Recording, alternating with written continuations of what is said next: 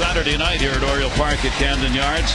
84 degrees, clear skies, a little breeze, a little more breeze than we had last night that will be blowing out towards center field to start the game.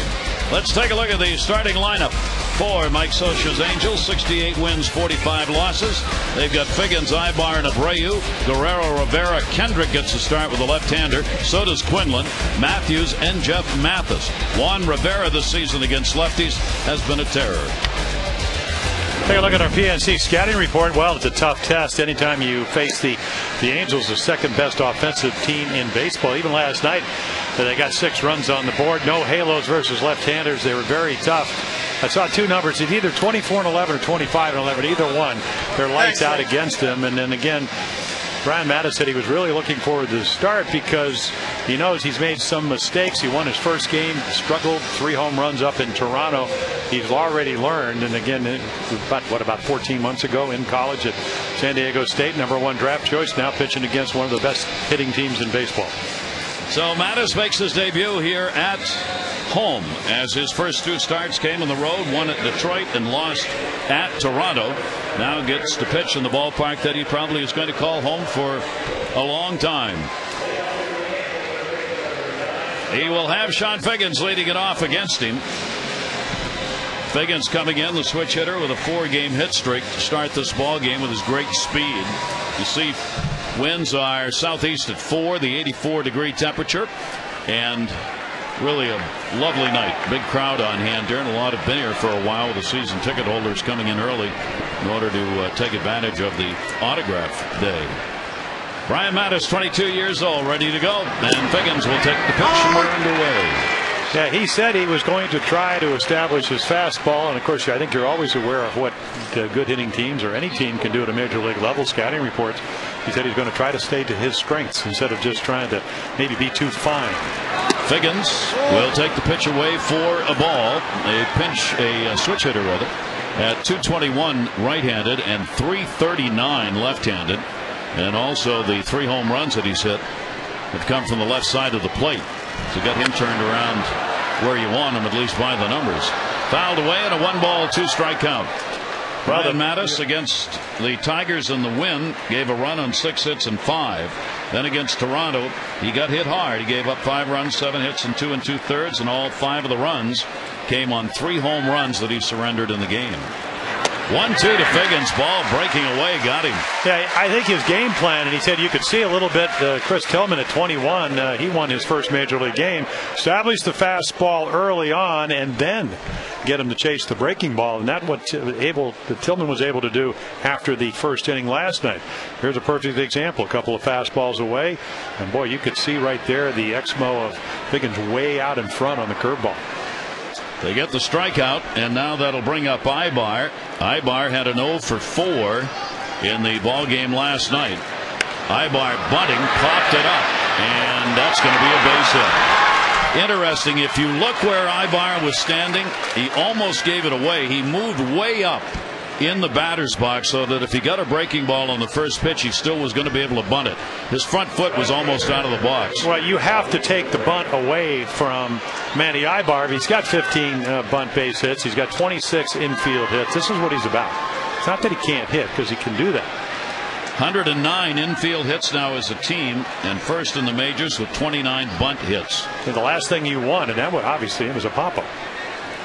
And it wasn't a good bunt, but again, you have to make him hit the ball by you, and the Orioles don't do that. Now Abreu will stand in. Bobby Abreu, 6th in RBIs, 5th in stolen bases in the league. Does what he always does. He takes the first pitch. Abreu is a 306 hitter against left-handers, 313 off righties. At least early on. And that's his MO. I mean, he did it 630 out of 683 at first at bats last year, and we talk about it all the time. He said he wants to gauge the velocity, the movement on the fastball, and then game on. And he'll foul that one away. Bobby Abreu has had 10 home runs, 20 steals in 11 different seasons now. Only Ricky Henderson and Barry Bonds can say that. Both have 12. And the way Bobby Abreu is playing right now, the veteran may very well have some more of those years in him. Well, he wanted a 3-year deal, and the best deal he could get was the one with the Angels. And he didn't sign until 10 days before spring training. Then Mike Scioscia called him. He said, I want you to show up. I want you to play hard. I want you to hit in the number 2 spot. He said, that's it. That's all you want? Done. And he has really had a big effect on this ball club, especially some of the young players, because of his plate discipline. Got him to swing on one that was breaking away, and look at him stare out. Bobby Abreu with one of those. Man, what was that? Look at that. Well, take a look right here. I mean, if you look at the scouting report, and this is a really good curveball. It's better than the breaking ball he had against the Tigers, and certainly better than the game up against Toronto. So if your advanced scout said this guy struggles, he's not struggling tonight. That's a great look. That's a look of respect. Here's Vladimir Guerrero, the designated hitter. A shot to second. Brian Roberts has got it, and that's that. And the all-important first inning goes to Madison, his debut here at Camden Yards. We'll take a look at the Orioles lineup when we come back.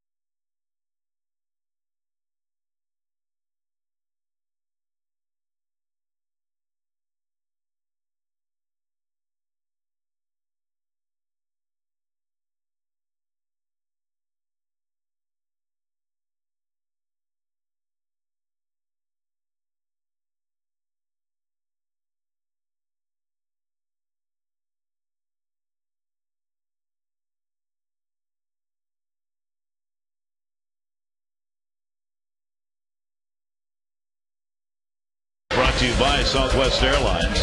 Roberts, Jones, and Markakis, Huff, Reimold, and Wieters. More of PA and his tourists. Nick Markakis, 34 consecutive games on base.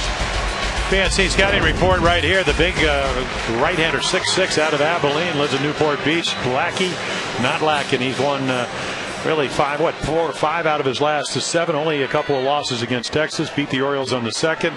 He's won 4 of his last 5, and right there, lifetime against the Orioles. Low ERA, 7-3, and again, 3 runs or less, 7 out of the last 8 starts. On a roll. Brian Roberts will lead it off against him, and Roberts will take it down low. Brian, part of the tremendous attack last night with the 16 runs on 19 hits, as Brian ended up with a 4-game hit streak extended on a night in which he had 4 hits, including 3 doubles in the ball game. It was an offensive affair for virtually both teams. I mean, the Orioles far and away winning it, but both teams put up some offensive numbers last night. 1-1 delivery by Lackey. That ball's going to be fouled straight back, and the count is a ball and 2 strikes on Roberts.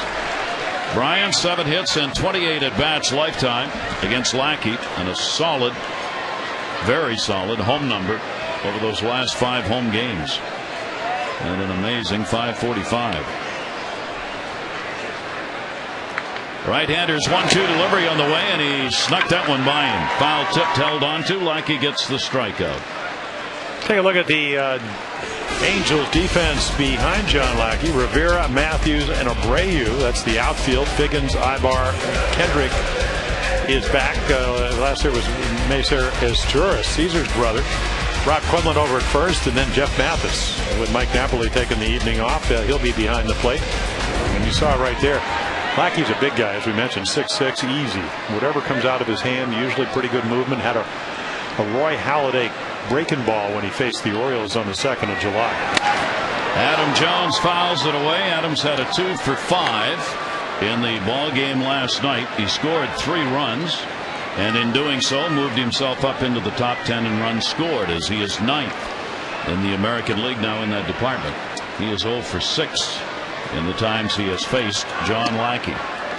Lackey trying to regroup this ball club that has had the great offense but has given up a ton of runs over the year. 0-1 delivery inside. I asked Mike Scioscia before the game, how you feeling about your pitching? He looked at me. What he directly said I can't tell you, but he was in the terms of where you been for the last 3 months. I said, I've been covering the Orioles. I don't watch you guys every day.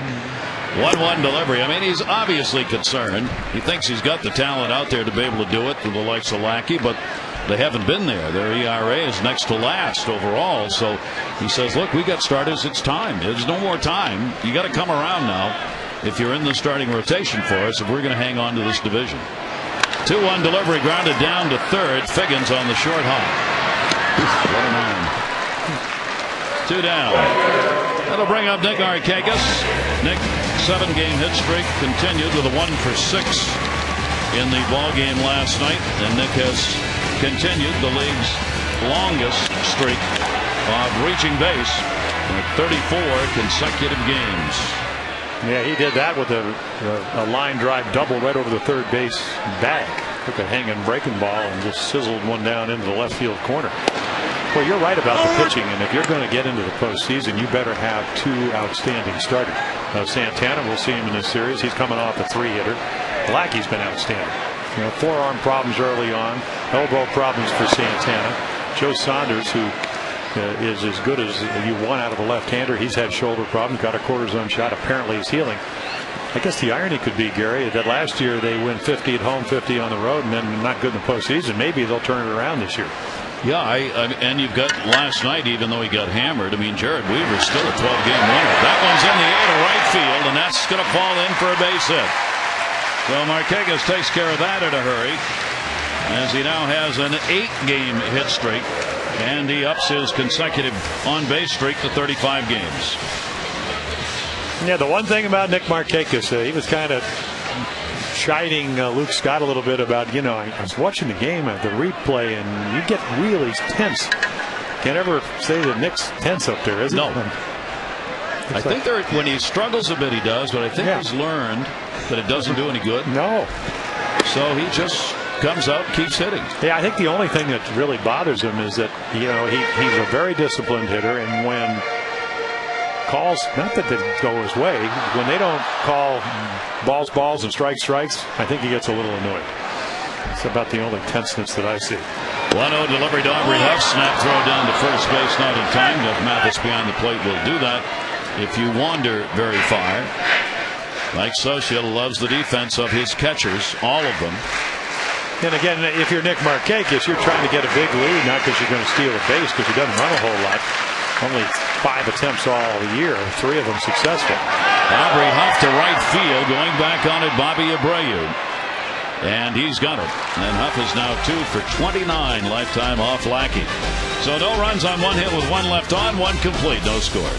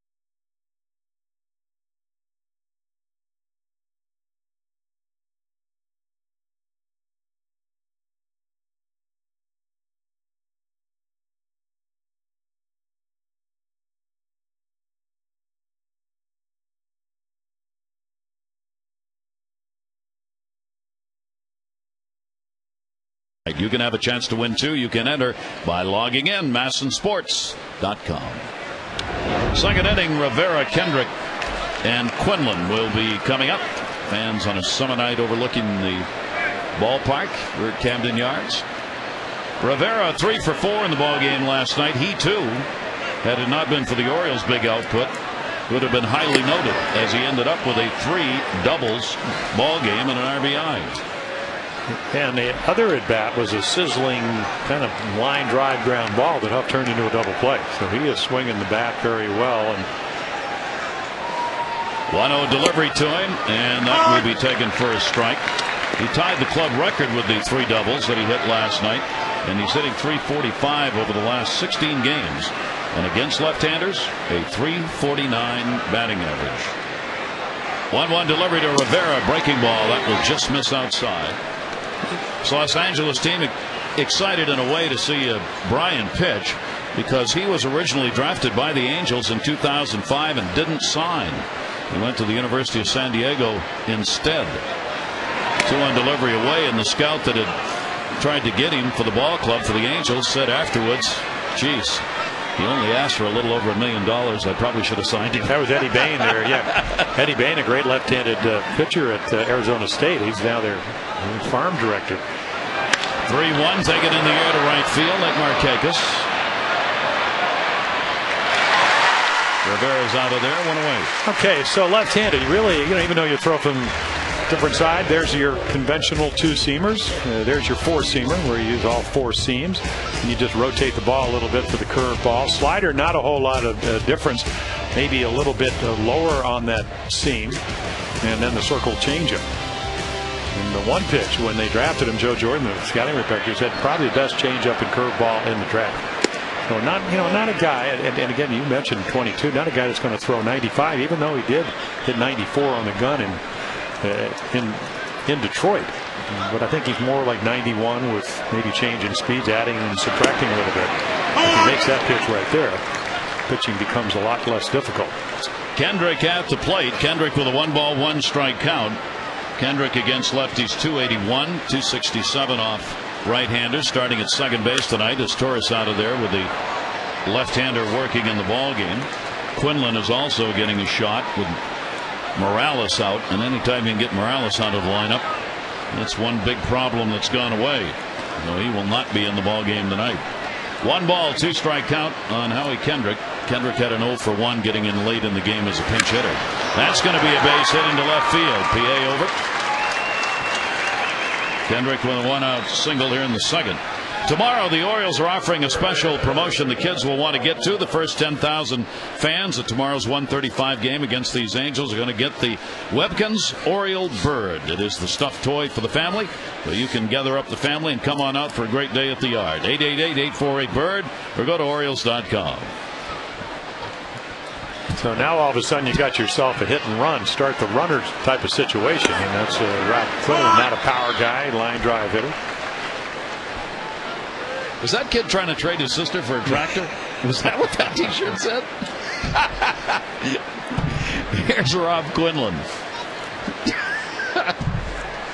That's a great t-shirt. Quinlan hitting at .241 on the year with Kendrick on at first base, and Brian Mattis buries one inside on him. Yeah, a little cut fastball or slider. We'll trade tractor for sister. And he's deadly serious, but his sister could care less. She's eating cotton candy. 5 fingers full, please. 0-2 delivery by Mattis, fouled off.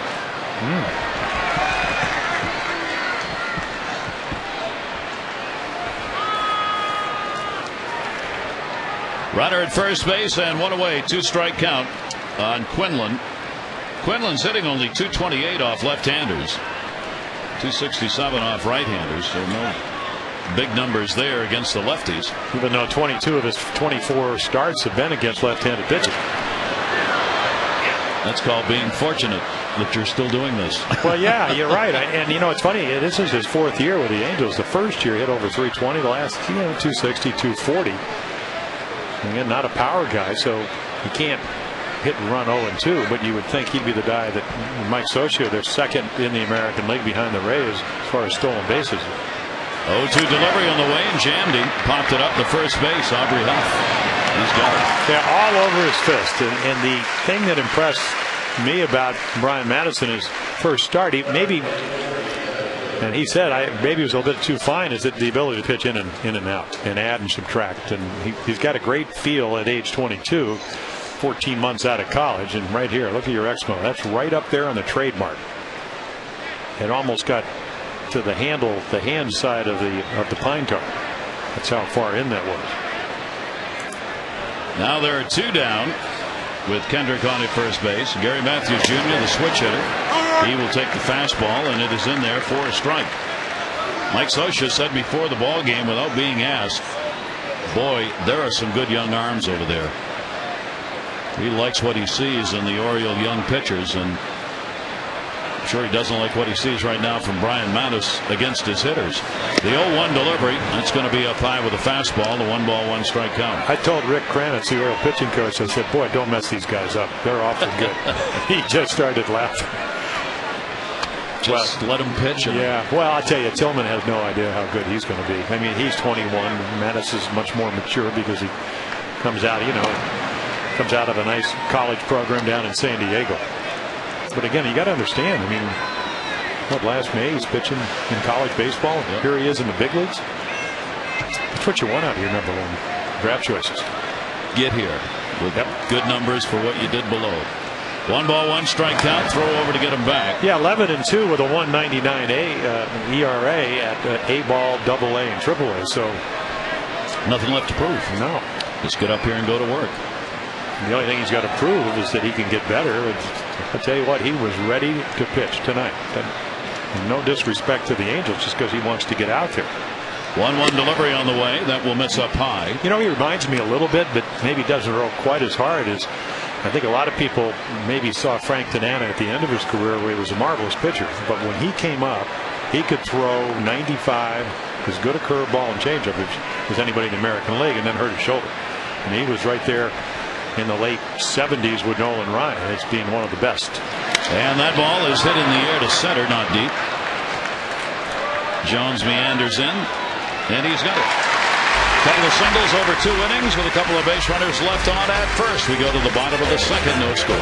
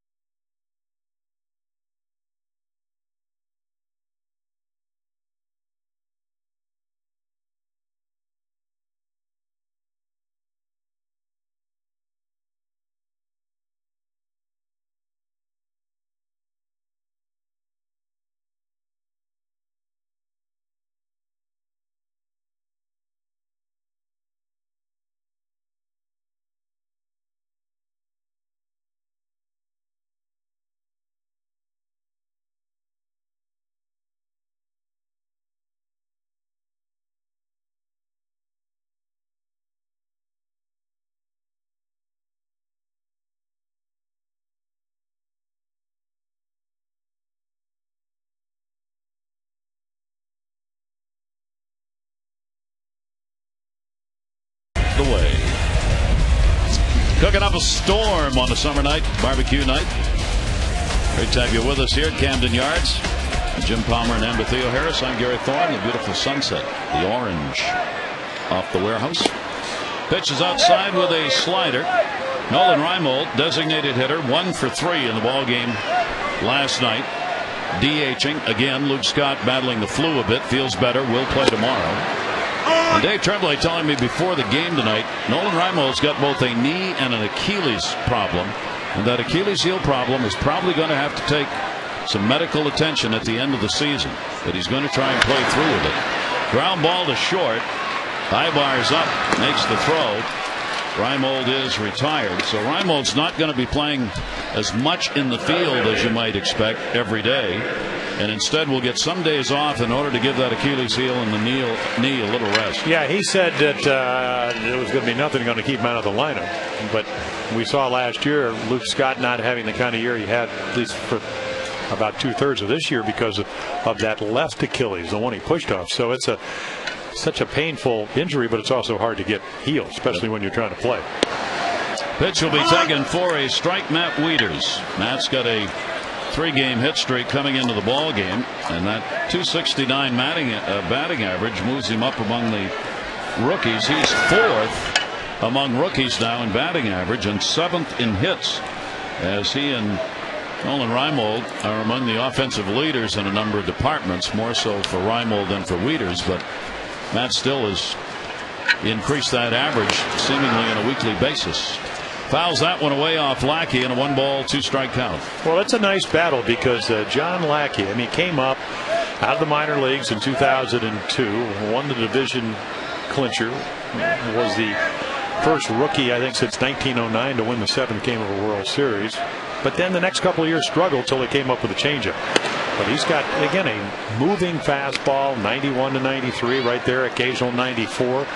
He's got the big curveball. I mean, he really tests your ability to hit balls on both sides of the plate and stay back. And that's what trying to hit at the major league level is all about. And that ball's going to be a base hit into left field. So Wieters continues with a hot stick. He's got a 4-game hit streak now, and the Orioles get their 2nd hit of the ball game. This one comes with 1 away in the 2nd inning. Yeah, that's just a high changeup, and he just attacks it. So wait for the ball to get to you. You know, it's not well located, but he hits this ball like he knew it was coming. So again, now all of a sudden, and he's done it at every level, no higher level than the major leagues, he's made the adjustments to hit. So he's now hitting, what, 36 of 45, 16 out of the last 19. So that's consistency. Yep. Now Melvin Mora will stand in with a runner at first and 1 away.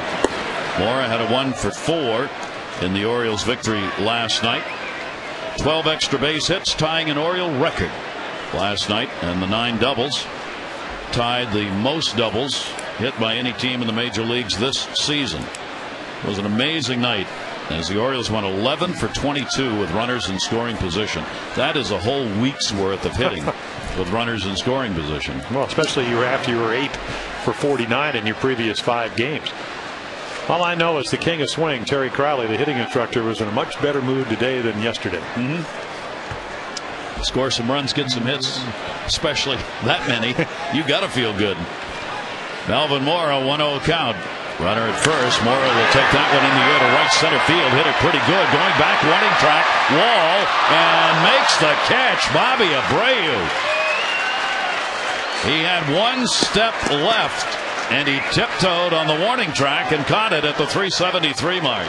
Well, we talked about the veteran presence. I mean, he just made the play. You know, I was talking to him yesterday, Gary, and I said, you know, what was this label about you never met a wall you like? He said, listen, this is the way I play. I don't hit the wall very often. I make 1 or 2 errors a year. If you try to run on me, I throw you out like I did last night, or I do year in and year out. I don't get hurt.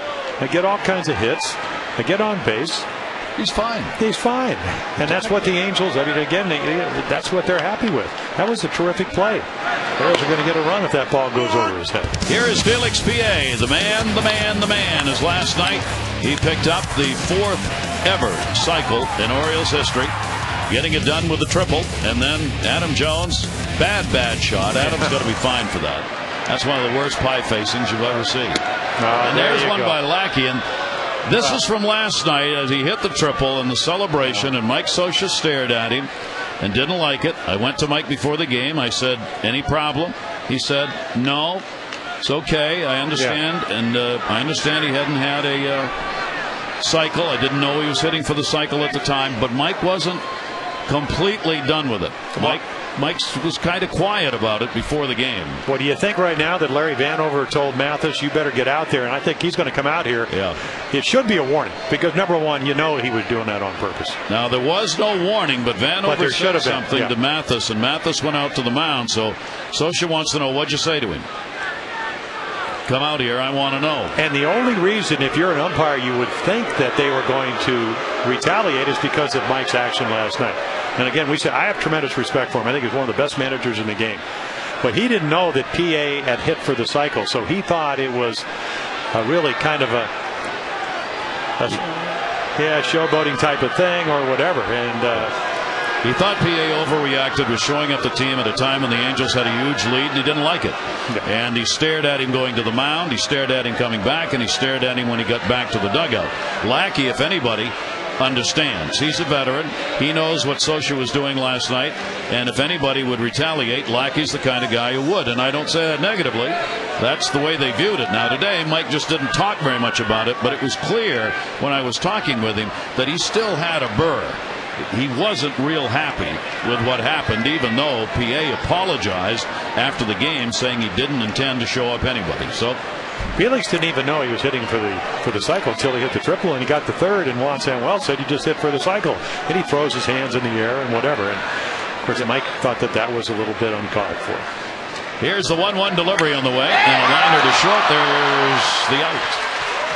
So PA retired, no runs, 1 hit, no errors, and 1 left on base. Baseball's long memories.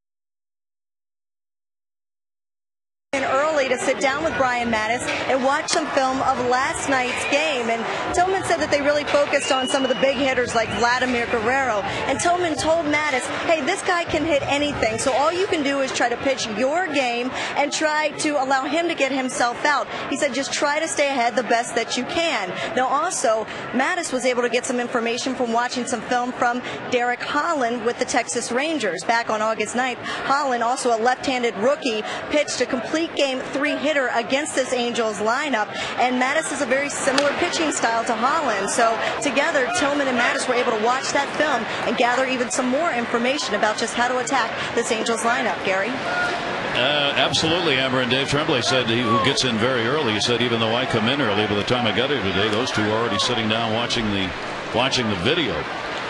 At the plate, number 9 hitter. Mathis up and will take the pitch on the inside corner for a strike. Mathis has hit just .229 off the left-handers.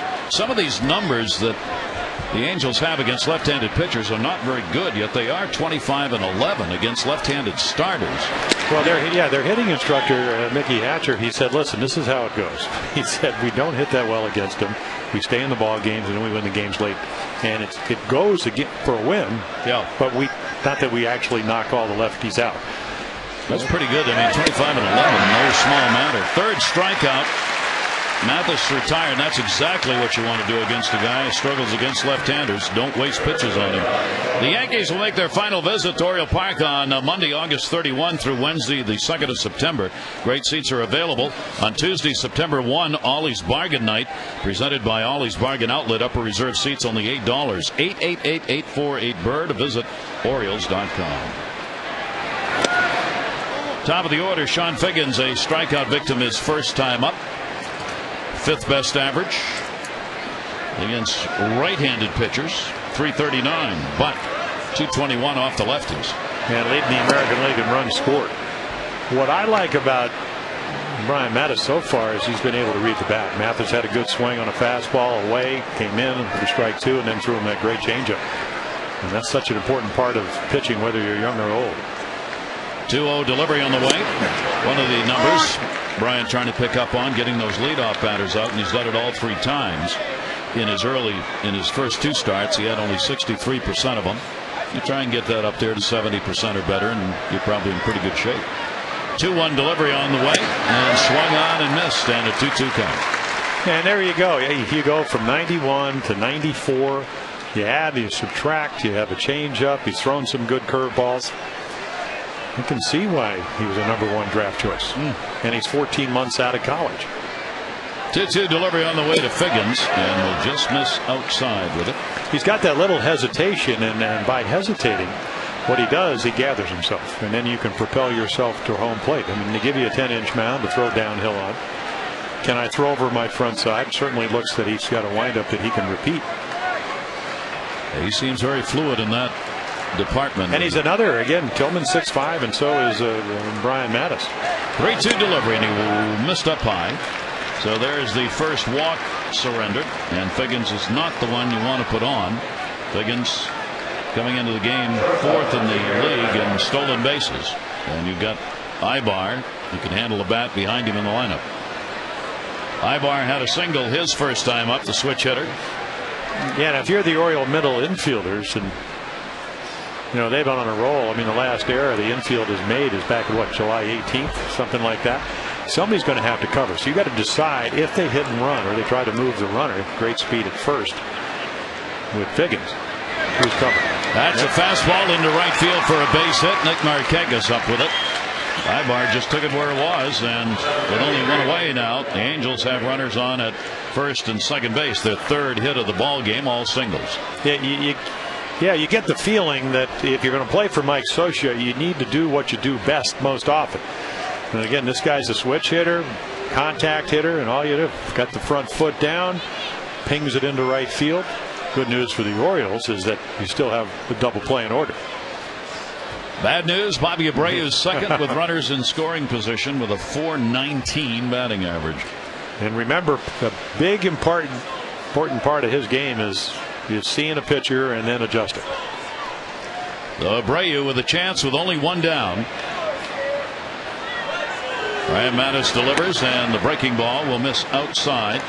Abreu had a 2 for 4 in the ball game last night. As we said, he forces you to bring the pitch in. He's got the 3rd best on base percentage in the American League. Takes 66% of the pitches that are thrown to him. Takes them. And that now he's got it. Yeah, he's worked himself into a hitter's count. And remember the curveball you were talking about? He looked back at him.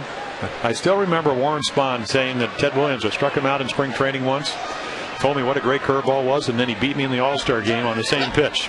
He talked me into throwing it again. 2-0 delivery on the way, a fastball, and that will be on the inside corner. Mathis gets the count to 2 balls and 1 strike. So again, he's looking away, and he hits the inside corner. Abreu's done real damage to the Orioles lifetime this year. 385 this year, 3 home runs and 9 RBIs against the O's. 2-1 count, 2 on, and only 1 away. Mathis the look at second. They hold the runner close. Figgins breaking ball. Close but not quite. 3-1. Well, the appropriate pitch just missed by a couple of inches. You know, he's probably looking fastball. You throw him a slider. It's the right pitch if you throw it over. And of course, that's the from a batter to a batter, decisions you have to make as a pitcher. Can you get it over? It might be the right pitch, but can you command it? 3-1 the count. Bobby Abreu waiting on it and walked it, and the bases are loaded. Two close pitches, but Abreu doesn't chase. So now you get Vladimir Guerrero coming to the plate, who last night hit one of the most unusual base hits you'll ever see. It actually had bounced before he hit it. Like Scioscia said, I've never seen that before. And against the Orioles, fewest at bats per home run. Right at the very top is Vladimir Guerrero. Yeah, 19 career, 2 of them this year. And it all started on the 3-2 changeup with 1 out to Figgins. Scioscia was funny on that ball that was hit like a cricket pitch. And he said before the game about all those charts that you have that show the different hot zones. You hit well here, you don't hit down and away, you don't hit up and away, you hit in the middle. He said right now Vladdy's batting 1,000 on the pitch that bounces in front of home plate. Good number. And they're trying to, Rick Kranitz, the Oriole pitching coach, and they're trying to get him something down in the strike zone, because anything up he elevates. Anything on one hop he elevates. And Guerrero tried to elevate that as he took the big swing. 0-1 count, bases are loaded. He has had 5 grand slams in his career.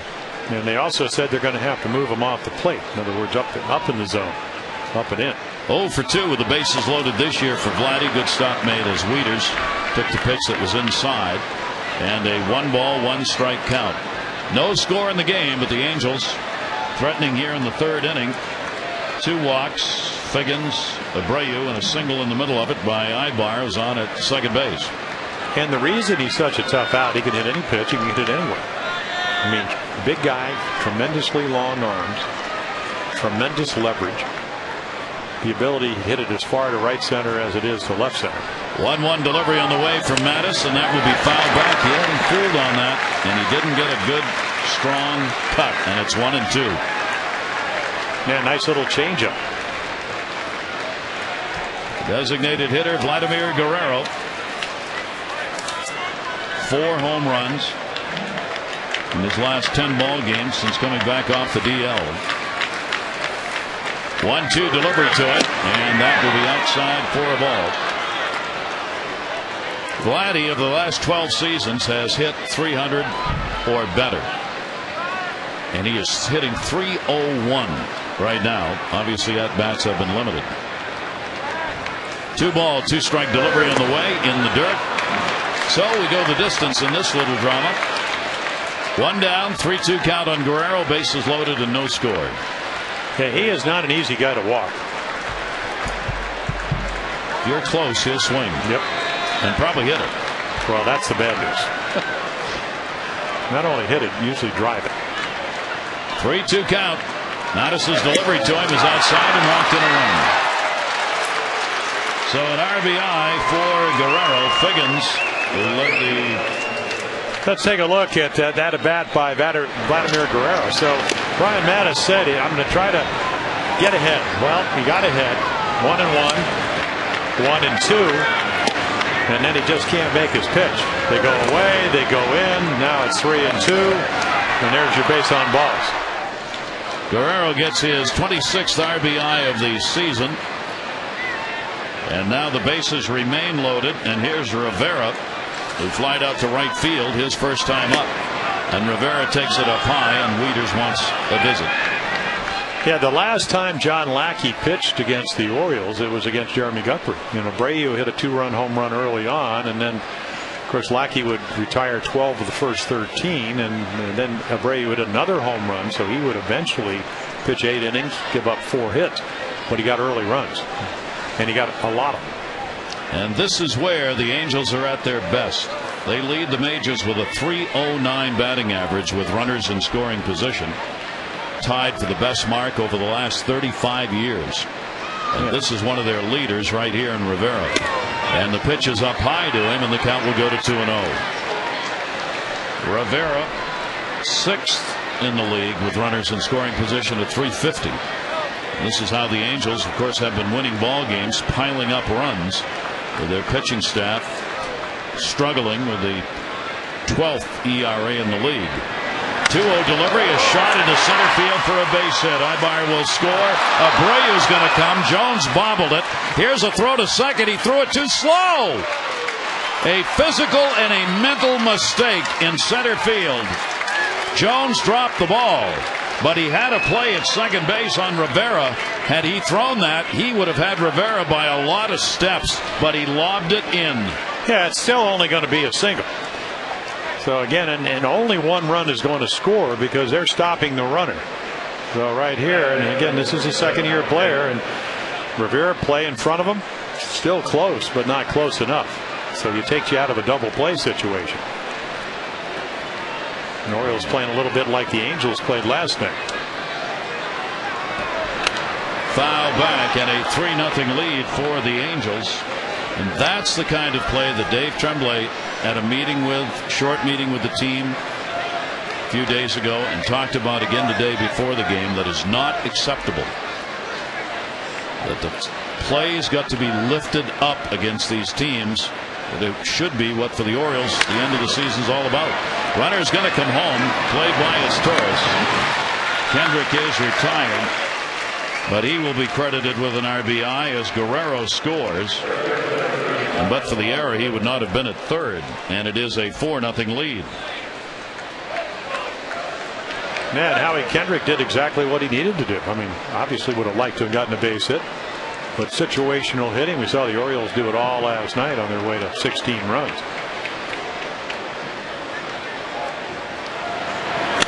That ball's to right field, and that's going to be a base hit. Here comes Rivera. Here's the throw all the way through, and not in time.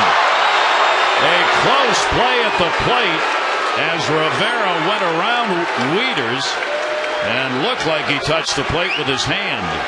Yeah, let's see if Matt's able to block the plate. Perfect throw. Nope. Got his hand on the plate. Nice slide. And there's your Nick Markakis with 12 assists. See, if that leg is out, and a lot of times you reach back, you let the ball come another foot because the ball gets there quicker than you're able to reach out and tag back if you're a catcher. Quinlan gets his 11th RBI. Dave Tremblay out to talk about the play at the plate, but he clearly got around him. And here are the Angels that the American League has come to know and dislike. In the bullpen already, Mark Hendrickson, as the Angels have batted around here in the third inning. And they've scored 5 runs, 5 hits, and a costly error. Runner at second base still. And the pitch will be taken down low by Gary Matthews Jr. So Quinlan a single RBI and then moved over to second base on the throw. And for Brian Mattis, a tough inning. Yeah, how often do we see with young pitchers 3 walks, they all score? You know, one just hard hit ball up the middle, and the other one just kind of pinged into right field. And the thing that I noticed, Gary, is that, and again, you have to understand, it's only his third major league start.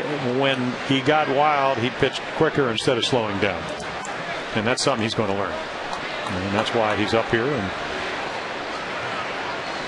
1 ball, 1 strike count. And the pitch is taken down low. 2-1. This team has not been averaging over 7 runs a game since the middle of June for nothing, as they have had 22 innings in which they have had 5 or more runs. That one grounded to third base. Melvin Moore up. He will make the play over to first, and that will do it. But a big inning, and it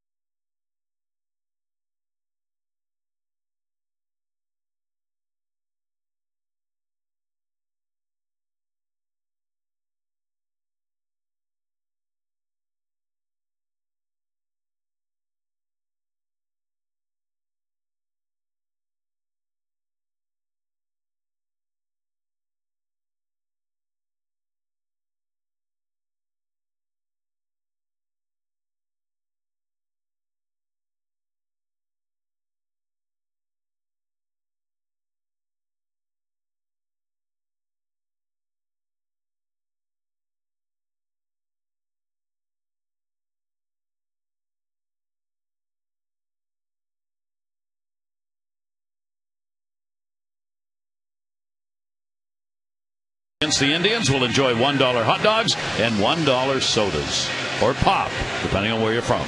So gather up your family and friends. Orioles baseball, 888-848-BIRD. Go to Orioles.com. Can I have a pop, please?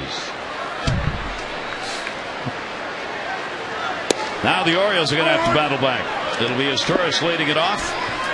3 for 5 last night. Almost pulled off the impossible, as he was only one hit away, a homer, from having the cycle. And the Orioles had already had a cycle from PA when Torres got his final chance at the plate. What a job he has done, hitting .270 now.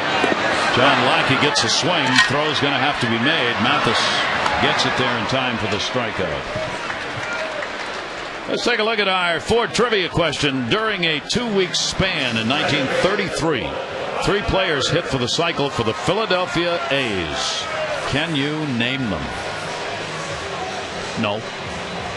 Who could? That was the question. The answer was no. Was that the right answer? We'll give you the answer. No. Right. Yes, no. They asked, 1933. No, I can't. I win. And a strike taken. Brian Roberts, a strikeout victim, his first time up. That's pretty good. What? There's no, I mean, that's impossible. Well, there were 3 guys who did it. No, I understand that. Why don't we go farther back? Members of their immediate family. Yeah, right. Who aren't so immediate anymore, actually. 0-2 count on Roberts.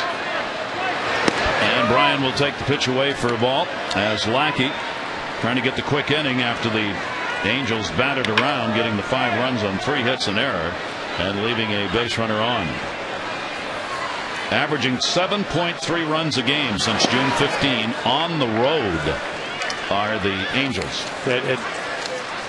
Mentioned it earlier, you can't forget they got 12 hits and 6 runs last night. Even when it would have been a game very easy to lose your focus out of it so early. And then what I don't like is the 3 earned runs or less, 8 out of 9 starts for Mr. Lackey, who's on the mound. You give him a 5-0 lead. He's certainly been around at age 30. No, enough that you don't really change anything. But it does allow you to go out there and know that one pitch is not going to beat you. Now, he threw a career high 131 pitches in his last outing, and he's thrown more than 113 in each of the last 4. Whether that will impact on the distance he can go in this ball game, we'll see. I mean, in this day and age, that's a lot of pitches. But I played in an era where everybody did it, and you can do it and pitch every 4th day. And if anybody, he's a big guy at 6'6". 3-2 delivery on the way. Brian Roberts to first base. Quinlan will take it to the bag. And this is an audition for John. He's going to be a free agent unless they re-sign him. So for them to get to the postseason, and there are his numbers. Look at that, 98 and 68 at age 30. And the Orioles, he is one of the names that comes up in the discussion about the Orioles looking for another starter. The numbers against the East, probably one of the reasons why. But in spring training, Lackey wanted CC Sabathia numbers. He wanted to go from $9 million that he earns now to over 20. Well, good luck. And the Angels, that's exactly what the Angels' response was. Have a good season and good luck. And he missed the first 6 weeks with the forearm problems. And he was also hurt last year. He is awfully good, and when he is healthy, he's going to win games. And because they win a lot of games. They won 5 out of the last 6 divisions. Second best record in the American League. 100 games last year. And you're going to win a lot of games for a ball club that's scoring the kind of runs the Angels are. Well, their starters incredibly, Jim, I was looking at, I can't believe their starters record.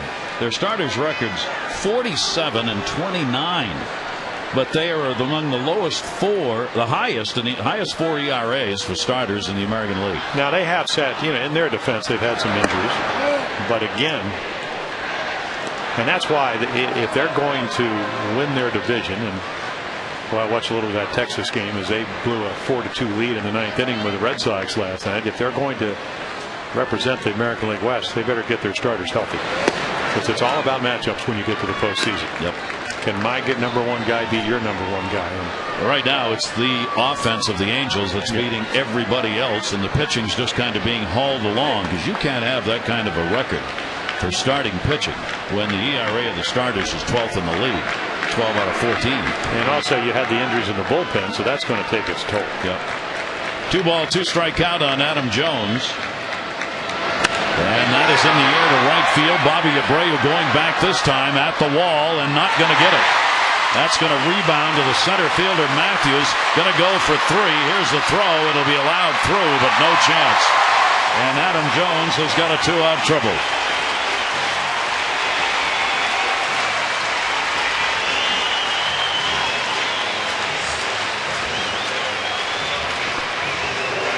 Yeah, Abreu can't get it, and there's the rebound, and the minute it gets by him. Let's see where Gary Matthews Jr.'s are right here. Now there's 2 outs. You better make it. Cardinal rule, never make the first to the last out at third, especially when you're 5 runs down. He gets his 3rd triple, and the Orioles get a runner all the way over to 3rd here for Nick Markakis. What did they play him around? Yeah, Markakis had a single. This is the most adjustment by a defense I've seen. Well, yeah, he just now Gary Matthews goes back the other way. I think he heard you. Center fielder was playing way over. He was over here. And then you had you still have the huge gap out here in right center field. Boy, they really play Nick to take the ball the other way, so Lackey's got to be pitching away. There you go. That's what they did. Matthews going back. That is way back and off the base of the wall. It is in play. It will score a run. It is a double for Nick Markakis, and the Orioles get on the board. It is 5-1. Yeah, even if you play that way and you massage your ball off the wall, Gary Matthews Jr. can't catch it, and he's looking outside half. So again, it's not a horrible pitch. It's up a little bit. And that ball short hops the wall. Gary Matthews Jr. can't get to it. There's the Orioles' first run. So 5 for the Angels here in the 3rd, 1 for the Orioles at this point. And 80 RBIs now for Nick Markakis, and he gets the 2-out hit. And now Aubrey Huff gets an RBI chance, batting cleanup, flied out his first time up. RBI leader in the American League is Justin Morneau with 93 starting the day, followed by Longoria, Teixeira, and Bay, and then Nick Markakis. They are the 5 who have reached 80 RBIs or more in the American League. Aubrey Huff only 2 hits in 29 lifetime at bats against Lackey. Flied out to right field. Aubrey trying to get the bat going again for the Orioles here in the final 6 weeks of the season. They need his bat for power production and RBI production. 2-0 count on him. Markakis off second base. They play Huff to pull, and the pitch is way up high, and it's 3-0. Not what you want to do against a guy who never has hit you very well. Well, what had happened, and a lot of times you get a little gun shy when you fall behind 2-0. With one swing of the bat, if you end up walking them, Orioles can get back in the game. He did. Yep. First walk surrendered by Lackey, and the Orioles doing all of this with 2 down. And we saw last night, Gary, they don't always have to be hard line drives or doubles. You talked about the 12 extra base hits, but the 2 tack-on runs in the first inning was a little dump single by Cesar Azturas. So right now, yeah, you'd like to have a gapper, maybe score. Well, it might be tough to score Huff from first, but at least you get a run in. But a soft single somewhere with 2 outs is most likely going to get another run. Slider is a strike. Nolan Reimold grounded out his first time up. Nolan, the designated hitter, hitting .321 with runners in scoring position, which is above that .271 overall average. He's got a chance here. Markakis and Huff, the base runners, and a chopper right back to the mound, played by Lackey, and he will get the out. So the Orioles will end up with a run on a couple of hits, and 2 are left on base. It is a 5-1 Angels lead.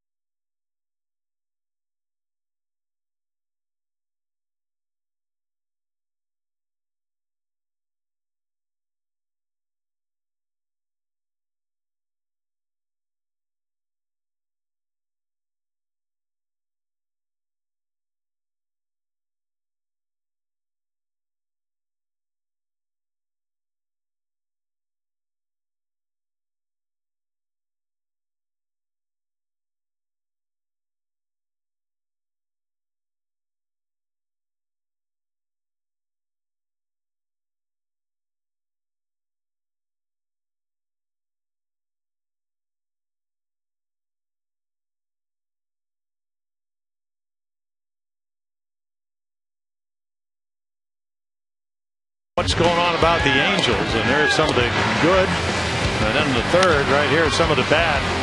Adam Jones won't help him out a lot. Quinlan with a single to right. 3 walks. Leaders can't get the tag play at home plate. 5 runs later, the Angels take a 5-0 lead. The Orioles come back with 1, 5-1. AT&T, the nation's fastest 3G network. AT&T, your world delivered. 5-5-0 for the Angels. 1-4-1 for the O's. Brian Mattis had to go through the order in that 3rd inning. Jeff Mathis will lead it off. He started the inning by striking out, and then the 5 runs. 4 runs earned in that 3rd inning. The Mathis, Figgins, and Ibar at the top of the order. And the breaking ball will miss, and a 2-0 count. Mattis making his home debut, looking for his 2nd major league win. 2-0 delivery. Fastball to short is Torres. 1 away in the 4th inning.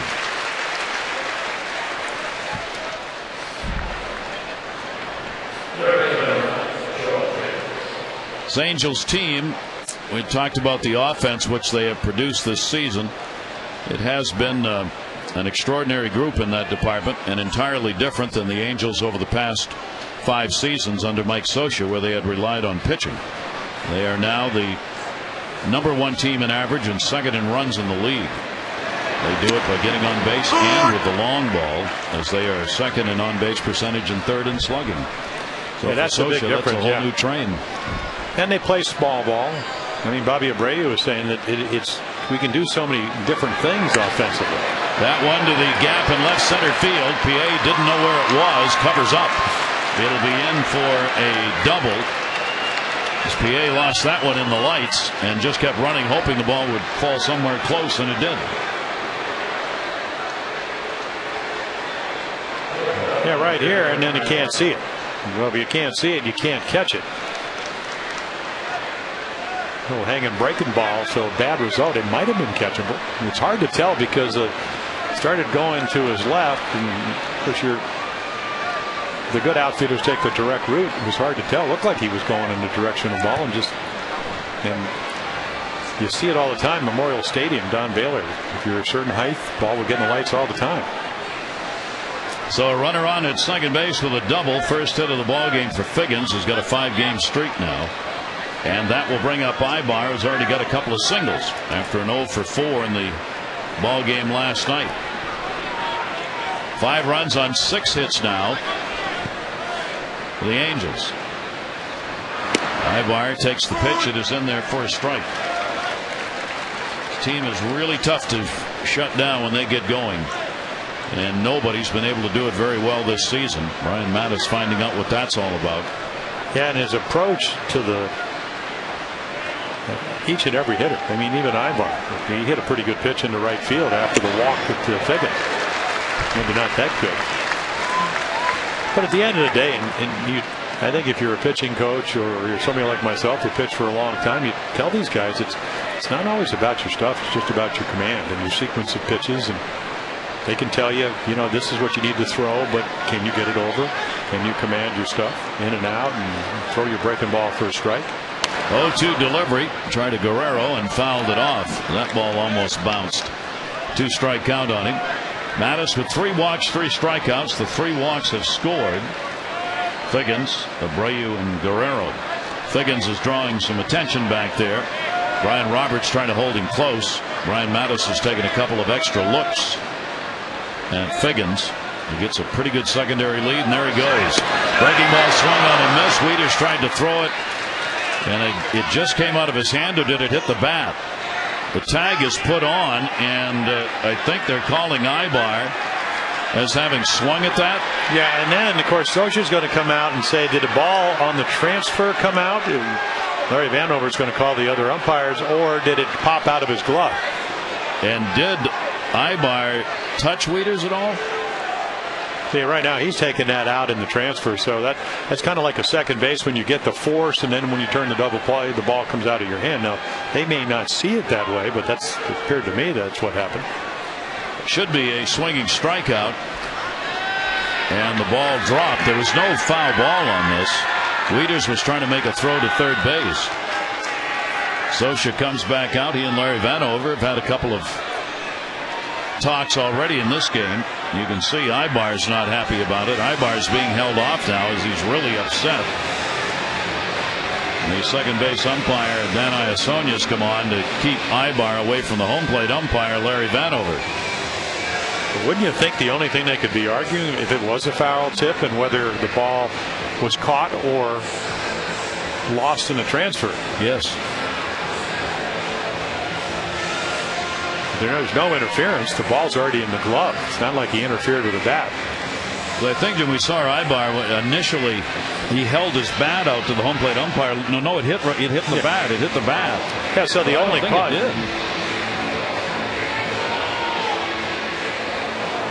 So he's taking that ball out of the glove. It's a strikeout. The fourth for Brian Matusz in the ball game. There is a stolen base for Figgins as he moves over to third. Yeah, number 35 on the year for Shantz. Fourth best in the American League starting the day. And Abreu again. So Abreu gets another RBI chance here. He drew a walk his first time up. And Abreu will take that down the line. PA coming over. And no play. He didn't take that first pitch because this is the third time he's seen Brian Matusz.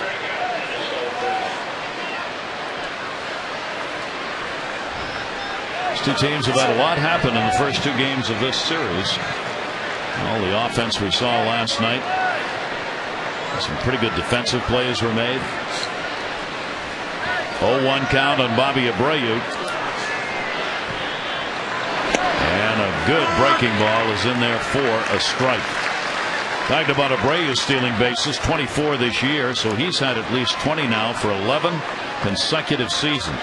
Generally don't think of Abreu as somebody on the base pass stealing bases, and while the number's not exceedingly high, still in this day and age, it's pretty darn good. Here's the 0-2 delivery to him. Abreu, he got fooled. He's gone. 5 strikeouts. No runs, 1 hit, no errors, and a base runner left on at third. It remains Angels up 5-1.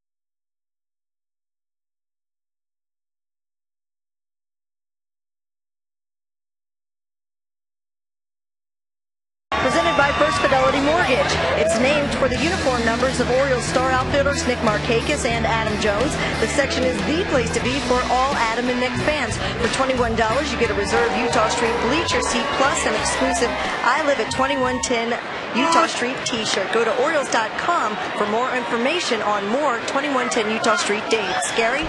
And it is packed out there, Amber, with Jones and Markakis delivering some baseballs. Orioles have Wieters, Mora, and PA due up here in the fourth inning. Wieters had a single his first time up. That's 2110 Utah Street right there. Yeah, Matt would like to hit it out there. That would be a nice souvenir coming from a further distance. See the numbers for Wieters against the Angels. He got jammed that time by Lackey. Lackey has walked one and struck out one so far in the ball game, looking for his 8th win. Yeah, that's just 257 off him. Yeah, that base hit was on a changeup, so doesn't mean you don't throw a breaking ball, but you don't throw a belt high away, because Matt proved he can hit that pitch. And right there, that is the pitch that really gave the Orioles back on the 2nd of July trouble in Anaheim. He had that curveball going. It was so good. It reminded you a little bit of Roy Halladay, and then it was, maybe he doesn't cut the ball as well as Roy does, but he was running the ball away, and then the big sweeping breaking ball down and into the left-handed hitters. He gave up 2 runs on 4 hits in the ball game that the Angels won by a score of 5-2.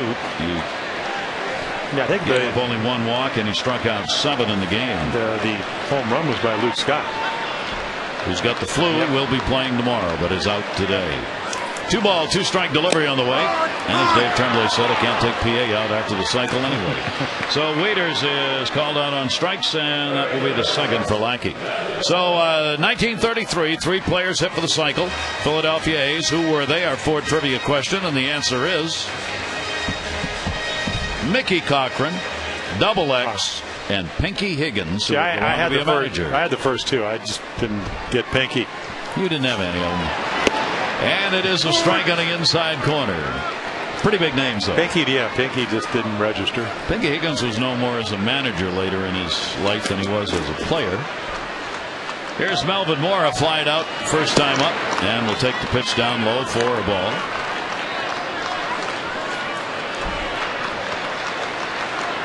One ball, 1 strike count, 1 away. Melvin had a 1 for 4 ball game last night, hitting .287. Now here are 2 names you'll recognize. There was a game played in 1916 on this date at Fenway Park in Boston. 2 pitchers, 13 innings, 1-0 final. The Senators against the Red Sox. Babe Ruth. Yes, and a base hit by Melvin Mora. And Babe Ruth was pitching for the Red Sox, and for the Senators, Walter Johnson. Walter Johnson. How about that? Oh, I didn't even see that. No, he didn't. You didn't look. I didn't look. You got it. I'm just figuring it had to be. Yeah, before the Babe became the swinging Babe at the plate, he pitched, and he was a good one. And Walter Johnson, the big train, of course, both members of the Hall of Fame. Johnson, one of the all-time great pitchers. They went against each other at Fenway on this date and came away with a 1-0 win. Now that was the train. Dead ball era. Yes. He used the same ball as you mentioned. Well, especially that game. Nobody's hitting any home runs. Same ball the whole game, probably. Don't know that. Well, they didn't. I mean, I know they used. Didn't matter if it was scuffed. You could throw the spitter. You could do that. Yep. All the way till Gaylord Perry got in the Hall of Fame. But for at least 5 years took before he did. But yeah, nothing. But when the ball in the stands, he kept it. He kept soon. Yeah. Although there was a time when actually fans returned the baseball to the field, and it was continued in play because they didn't have enough baseballs. Here's Felix P.A. Baseball shoes that he wore last night are going to the Hall of Fame as they are putting on a special display for those who have hit the cycle this season. And obviously he is one of them. He joins Ian Kinsler, Michael Kadaya, Jason Kubel, Melky Cabrera, Troy Tulowitzki, and Orlando Hudson. All have had cycles this season, and all are going to be part of a display at the Hall of Fame. Some bats, some helmets, some shoes. How are those shoes feeling? A little new. Gonna break them in. Here's the 1-2 delivery on the way down to third, just foul. Well, he lined out the first time, hit it right at Ibar, the shortstop, or otherwise would have been another base hit. And we talked about the irony when he played every day early on. First 24 games, he did about 150 something, and then worked on his swing. You made a great point. You don't get to see him all the time, and he appears to be a much better hitter, better swing. Now, whether that would translate if he played every day, who knows? You don't, and you may not find out. But the one thing that I think is a positive is he's certainly swinging the bat better than when they got him. So that's a testament to him, the Terry Crowley, the hitting instructor. Yep, he gave Terry great credit after the game for the cycle. Well, they tried to shorten the swing because, again, your point well taken is that it looked like they get him to chase and then they throw him curveballs and whatever. If your swing's shorter, you can wait a little bit longer and hopefully identify pitches. Certainly had no problem doing that last night. 2-2 delivery to him. Lackey will miss inside. And that is a pitch he just would have swung over in April and be heading back to the bench. And it's a pretty good curveball 2-2. What do you want to do with it? You want to throw it down out of the strike zone? And that's exactly what he does. Good pitch. Yeah. And he just kind of laid off it. 5-1 lead, but you get the sense the Orioles are very much in this ball game. 3-2 delivery on the way, fouled off again. Lordy, lordy. That hit the screen in the Angels dugout, right where someone was standing. That's why those screens are up and why everybody's moved back to the bench. Well, all the players have. The coaches are still up there. They stay at the near end, though. You got a better chance. 3-ball, 2-strike count.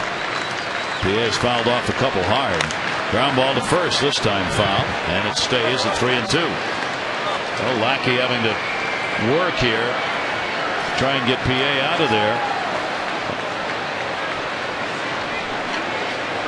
It's a gorgeous night here at Camden Yards. Yeah, the temperature's supposed to get warmer, and I guess it got right around 90 today, but there wasn't much humidity. It was delightful. Probably the best 90-degree day that I've seen in recent years in Baltimore. 3-2 delivery on the way. Piet goes down to first base, backhanded. Quinlan's throw one, relay Lackey, not in time. Good coverage though by Lackey, but Piet's speed prevents them turning two. And you saw how quick Rob Quinlan tries to turn the double play. Better not linger with speed. I mean, right there, tough throw, because if you got to turn about 180. There's a little short hop, clear the runner. There's your first out. Now that's as Torres up. Figgins moves in at third base. Piet on with 2 down and fouled off as Torres, a strikeout victim, his first time up. Figgins had a very fine homestand. He's had 5 hits, 17 at bats, including the 3 for 5 that he had in the ball game last night. Tied a season high with 3 hits and 3 RBIs in last night's opener against the Angels. Yeah, he came in 5 for 10 this season against the Angels. Slow start, and in about 57 games since, he's hit over 300. And you mentioned it last night, done exactly what they wanted. Tremendous numbers from a number 9 hitter. Lackey, a couple of quick tosses over there. They have good speed. They only have really 2 guys, maybe 3 guys. Adam Jones with 9 steals out of 13 attempts. Cesar 10 out of 11. Good percentage. And then Brian Roberts with a 23 steals. Here's the 0-1 delivery on the way as Torres swings through that one, and an 0-2 count. Lackey bearing down here, 98 wins, 68 losses in his career, so looking for his 99th win. And since July 8th, that 180 batting average by opponents is the best, period. There's some pretty big time names involved in that. And a chopper to second base. Kendrick makes the play. The Torres is retired. No runs, a hit, no errors, and 1 left on base. 5-1 Angels.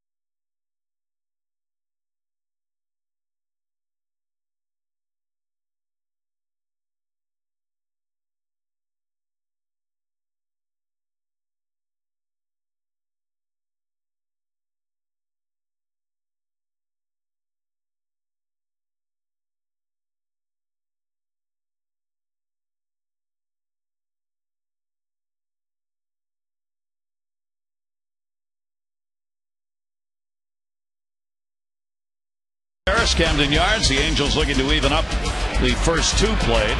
They have a 5-2. The Angels do 5-2 edge in the season series. They have won 11 of the last 16 played against the Orioles.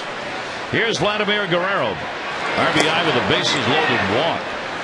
His last time up, he is also lined out. Yeah, came into this season .323 lifetime hitter with power. Fouled away. A Hall of Famer for the future. Be interesting to see how long Vladdy decides he wants to continue playing. He's 45th all-time in home runs. Duke Snider, Jason Giambi are next on the list with 407. As he has reached the 400 mark. Chopper up the middle, and that's going to be a base hit. So Guerrero is on with a single to lead off the 5th inning. Yeah, you think you make a pretty good pitch, and he did. He turned that changeup over. Normal hitter probably wouldn't have been able to get the good part, and then he hits a top spin ground ball back up the middle.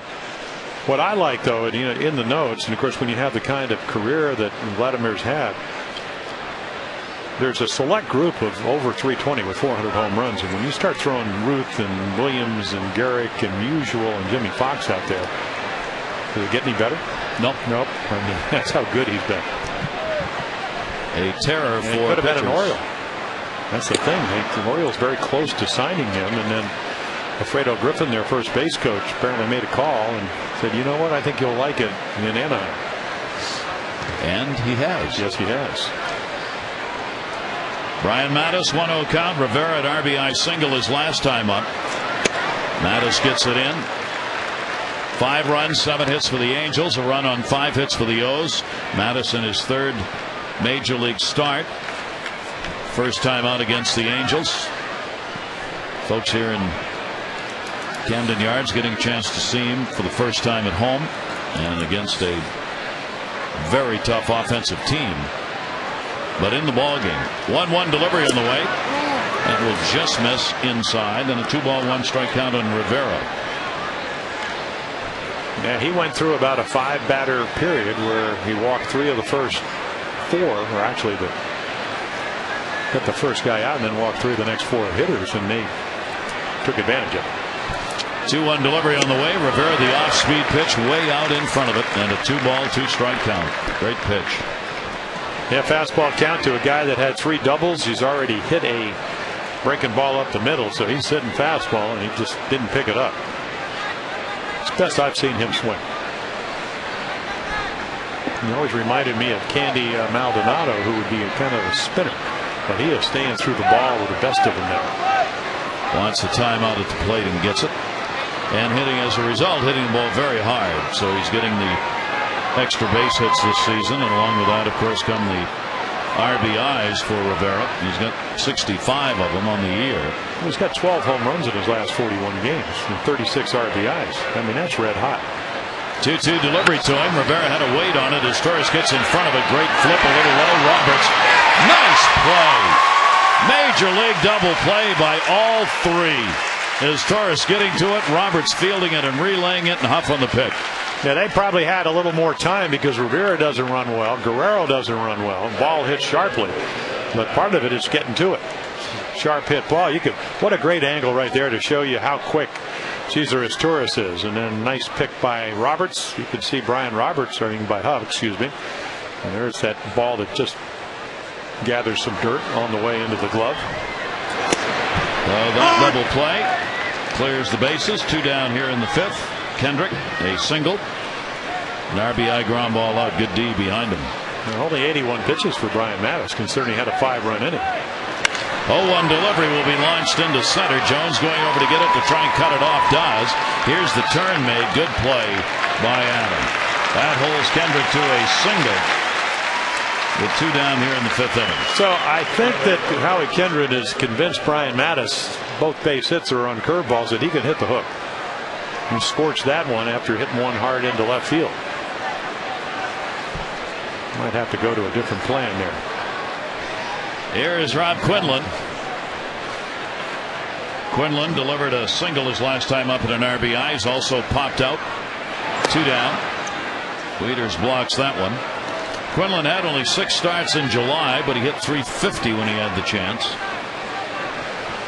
Wieters is going to go out. Talk to Brian Mattis. Yeah, if you look at Rob Quinlan, he reminds me of his batting instructor, Mickey Hatcher. Well, they both choked up. Mickey played 12 years, 6 years with the Dodgers, 6 years with the Twins. There's the Mick. Joe Angel in the press room was broadcasting for the Twins when on St. Patrick's Day, Mickey painted himself green and then didn't realize that your skin doesn't breathe. That ball into right field is going to be a base hit. Nick Markakis. Quinlan on. So he's running around the field, and they had to take him to the hospital. Nothing like covering every pore in your body and wondering why your skin's not breathing. With green paint. Come on, Mick. He said he was sorry. 2 down. Well, of course, Joe Angel, big golfer, he said the only guy he's ever played with that actually drove 2 par 4s. He didn't hit it high, but he hit it hard. Line drives. Which is the way he hit. Here's Gary Matthews. Now Mattis needs to work his way around this one. 9 hits on the board. Runners at first and second. There are 2 downs. Matthews flied out and grounded out. Matthews hitting in the number 8 spot. And Brian Mattis with a chance to get out of this inning without further damage, even though there have been 3 hits in the inning. And in the dirt, and a 1-ball 1-strike count. Gary Matthews Jr. will be coming out of the lineup probably tomorrow. Torrey Hunter's going to be back. He's on his way probably here at the ballpark now. He's supposed to get in around 4 or 5 from the West Coast. And Mike Scioscia said he will play tomorrow. Hendrickson up for the second time, Meredith the first time. Yeah, he's done a nice job. Well, there is Torrey Hunter. There he is. Yes, he's here. So a groin problem has kept him out of the lineup, and then Guerrero was out. They didn't miss a beat. Deep bench. 1-1 and a really bad cut on a really good pitch and a 1-ball 2-strike count.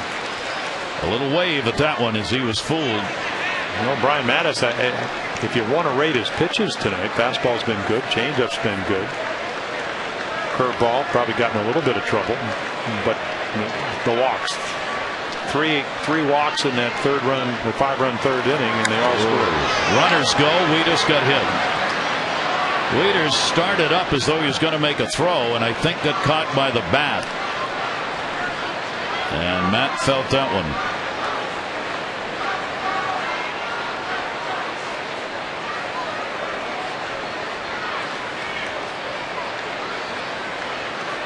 Nope, was the ball. No, I think watch this on the backswing. Yeah, right on the rib cage. Right on the left side.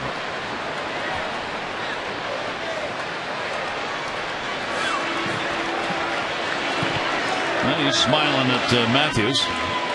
He doesn't mean it, but he's smiling. Thanks for hitting me with the bat. Appreciate you doing that. Those ribs are kind of out of line anyway. And the count stays at a ball and 2 strikes. There are the 2 base runners, Kendrick and Quinlan. Matthews has worked the at-bat. Brian Mattis got the double playground ball that has given him the 2 outs in the inning. Runners are going on that last pitch. 1-2, not going here, and the breaking ball is there for strike 3. Brian's got 6 strikeouts in the ball game. No runs, 3 hits, 2 are left on base. 5-1 Angels.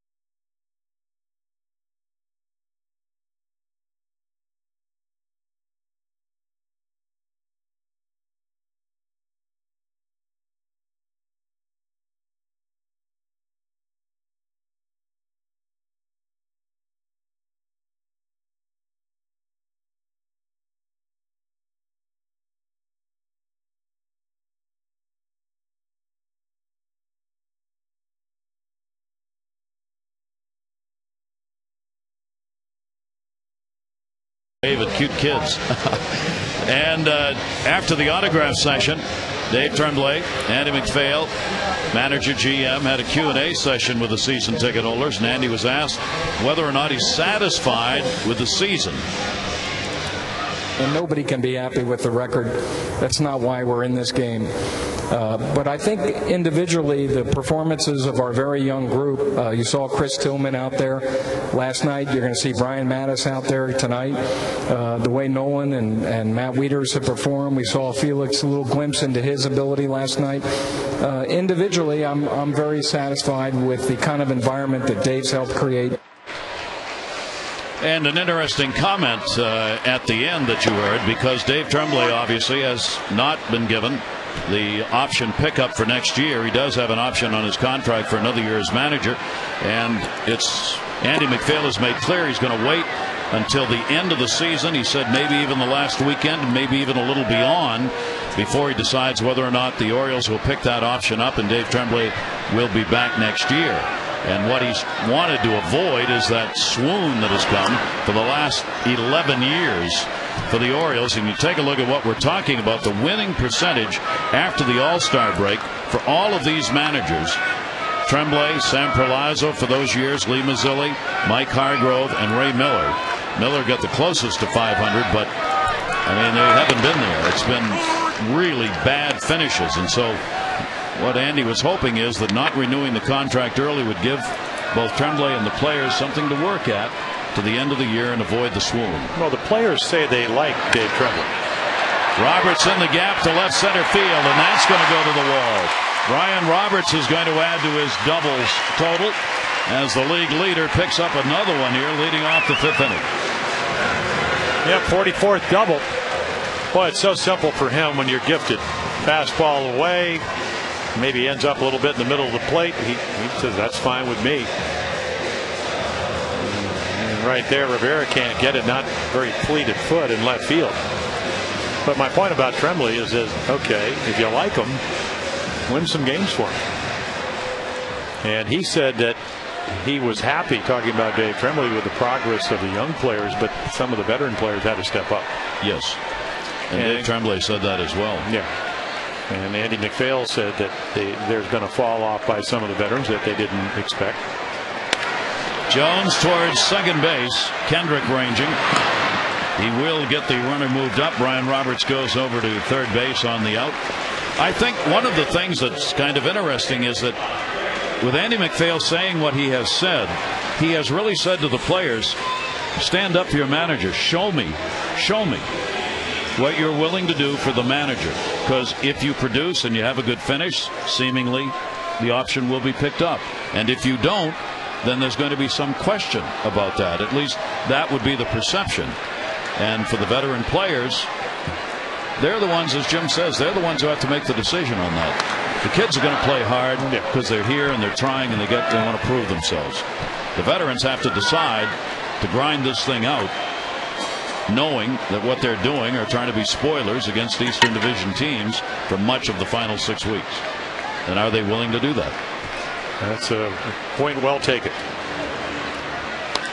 Down to first base. That'll be a foul ball. Runner at third, one down. Orioles trying to keep chipping away here and get at Lackey and the Angels. Well, that's why the Adam Jones, I think usually when you're down by 4 runs, you may not think about giving yourself up, getting a runner over. But right here, they're going to play everybody back. If you hit any ground ball other than back to the pitcher, unless he strikes or pops you up, you're going to get another run. I mean, you're going to be within 3, and you were a couple innings down by 5. 0-2 delivery on the way, and a high fastball. Lackey really reared back to fire one right there and gets the strikeout. But I think the difficulty for even gifted players like Nick Markakis, can you focus? And we've seen things, losing track of outs and counts and things like that. This is the tough thing for even players like Nick that have been around 3 or 4 years, or especially the guys like Aubrey Huff who are trying to make. I mean, this is an audition for free agency right here. Yeah. I mean, for Aubrey. First ball hitting, pops it up to third base, foul territory. Figgins, and he's got it. No runs, 1 hit, no errors, and a base runner left on at third. It remains a 5-1 lead for the Angels.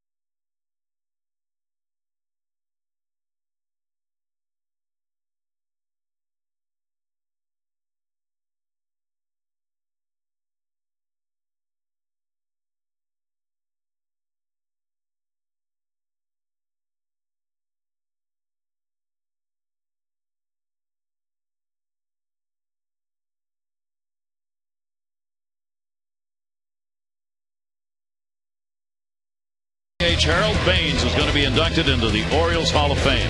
Tickets start as low as $9 for this special evening. 888-848-BIRD or Orioles.com. That's on Saturday, August 29, as Harold will be here and will be inducted into the O's Hall of Fame. I started him. First major league home run, not me. You or nothing. He made it. Low curveball. Good work. Down the right field line. We're proud of you. Thank you. Look what it led to. That's why he always comes over and shakes my hand. Boy, could he hit. He could do everything. You know, he was such a gifted young player. Of course, chronic knee problems, but still was a marvelous, marvelous hitter throughout his career. 0-1 delivery on the way. White Sox have retired his number, so he will come here and join another. Right, he's their first base coach. We'll see him next weekend. Well, you may not, because you may not be there, but I'll see him in Chicago next week. Good. Have a good time. I'll say hello. Say hello. hello. You want to send your best wishes. 1 ball, 1 strike delivery on the way, and it is fouled back. Mathis up. Brian Mattis has battled. He's given up 3 walks. They all scored. He also has 6 strikeouts, 5 runs, 9 hits, but he's still in there and has had that only that 1 inning, 3rd inning, 5 runs, 4 earned, 3 hits. Yeah, you learned a lot about him because, again, a lot of young pitchers, again, 14 months out of college, they give up 5 runs, they won't throw it over. That down the line could be troubled, and is. Nick Markakis will barehand it. That'll fall in for a base hit, so Mathis is on a leadoff single, the 10th hit for the Angels. That starts the 6th. Yep, nobody playing there, boy. And you're standing on the mound. You make a pretty good pitch. You jam them, and then you know it's going to fall. The good news, it didn't go for 2. That's when you want that extra roamer. Yeah, good softball outfielder they give you. That 10th player. Sean Figgins doubled his last time up. He has walked and scored. 5-game hit streak for Figgins, upping his average to .304 on the season. Mattis's pitch will be looped again to right field. Markakis, even though he was in, tries to force at second, can't get it there in time. So a couple of looping singles start the 6th inning by Mathis and Figgins. Well, that's how they do it. Have we seen any of these guys overswing tonight? I mean, you pitch them away, they hit the ball there. Quinlan's done it twice. Kenrick, you speed up his bat with breaking balls. He's gotten 2 hits. Guerrero, I mean, you know, he walked. He actually walked with the bases loaded. That's hard to believe. And then topspin one in. I mean, they've all had good at bats. They've all had tough at bats, and that's what the Angels are about. That's why they are what they are. That's why they lead the league in most offensive categories. The bullpen active again, just getting up to throw again, in fact, is Mark Hendrickson. This is the 3rd time that he has been up to throw in the bullpen. And Rick Kranitz will come out to draw a little time for Hendrickson and a little time for Brian Mattis as well. 11 hits off Mattis in the ball game. Compare that to the first 2 outings that he had. The start that he had got the victory in Detroit, he gave up just 6 hits and a run over 5, and then the Toronto game, 5 runs on 7 hits and just 2 2/3. So this one somewhere in the middle numbers wise for Brian Mattis. And we'll see how Mike Scioscia plays it. You have a guy with 15 bunt base hits and 26 infield hits, so he can certainly handle the bat. The Orioles look like they're with Huff in at first and Moore in at third. Ibar already with a bunt base hit, not a sacrifice, but just a straight bunt. And he's got 8 sacrifices to go along with all those infield hits. First and second, nobody out. Does square, drops it towards second base. Huff's got to backhand it. Roberts covers. Good sacrifice. Ibar moves him up. Mathis goes to third. Figgins goes to second. And it's so much easier to sacrifice when, number 1, you can bunt. We know he can do that. That's well documented. Number 2, you got speed on the bases. Even Mathis, as a catcher, runs well. It wasn't a perfect bunt. He just got it down, made Huff field it. Aubrey's only play was to Roberts. Well, we saw this all night last night, where the Orioles, they had the advantage of the Angels once the Orioles got ahead, playing the infield in during the middle innings. Not what you want to do. I mean, you have to do it, but because you're trailing by 4. Now Bobby Abreu, second best runner in scoring position number in the league, gets another shot at it. Second and third and 1 away. Abreu with a big cut. He's had trouble figuring out Brian Mattis. He has struck out twice and has drawn a walk in the game. He had an RBI chance in the 4th inning with a runner at 3rd and struck out. Had a runner on at 1st in the 1st inning and struck out. It reminds me, I asked Derek Jeter once, do you look for breaking balls? He said no, because if I do, then I swing at them regardless of where they are. And that's what it looked like with Abreu. He was looking for a curveball. Mattis made a great pitch and he swung at it anyway. It's not him. 0-1 count, the delivery. Abreu again. That's the one he can't find, and it goes to 0-2. Yeah, you go back to early in this ball game in that 5-run inning, and it kind of turned around when he struck him out the first time on one of the better curveballs I've seen all year, and then couldn't get it over the second time through the order. And that was one of those 3 base on balls back in the 3rd inning when the Angels got 5 runs. With only 1 out, he'd love to pick up the strikeout here. Mathis, not a speedy runner, is at 3rd. Here's the 0-2 delivery on the way, and he did. Stayed right with it and got him. Abreu all night long has just been staring out at Brian Mattis going, man, what is that? I can't hit it. Here's Vladdy. I'll tell you what, again, I mean, just 3 quality breaking balls. You don't have to throw a strike when you're ahead, and that's exactly what he did. And that is going to be it for the Orioles starter, with runners at 2nd and 3rd and 2 down, and Guerrero coming up. So for Brian Mattis tonight, a new strikeout high, as he has 7. His high was 5 against Detroit in the other 2 starts. Brian in his debut will be greeted warmly as he leaves, even though he trails in the ball game 5-1.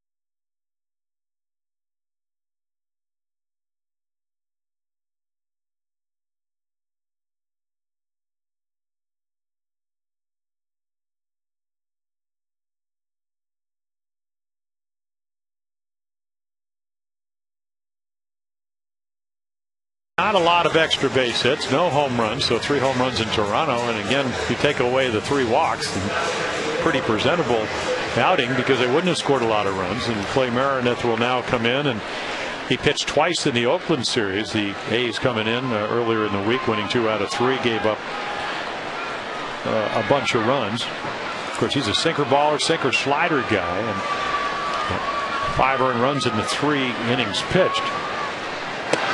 He's been a workhorse since coming over. It is his 11th appearance for the Orioles and his 36th appearance overall. And he faces Vladimir Guerrero, runners at 2nd and 3rd. This is a big at bat. Guerrero single walked and lined out down to 3rd. That will be a foul ball. Mathis, who had a single, is the runner at 3rd, and Figgins a single as the runner at 2nd. And if Guerrero can get one or both of them in, it changes the ball game significantly. Yeah, this is really what relief pitching is all about. It's not easy. You do have an open base here, but it's about inherited runners. Can you keep them from scoring?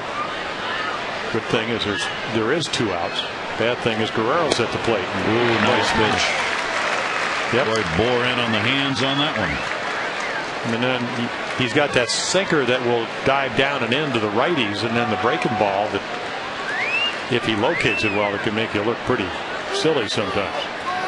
Guerrero takes it inside. The right-handers have hit .364 against Clay with the Orioles. Left-handers .238.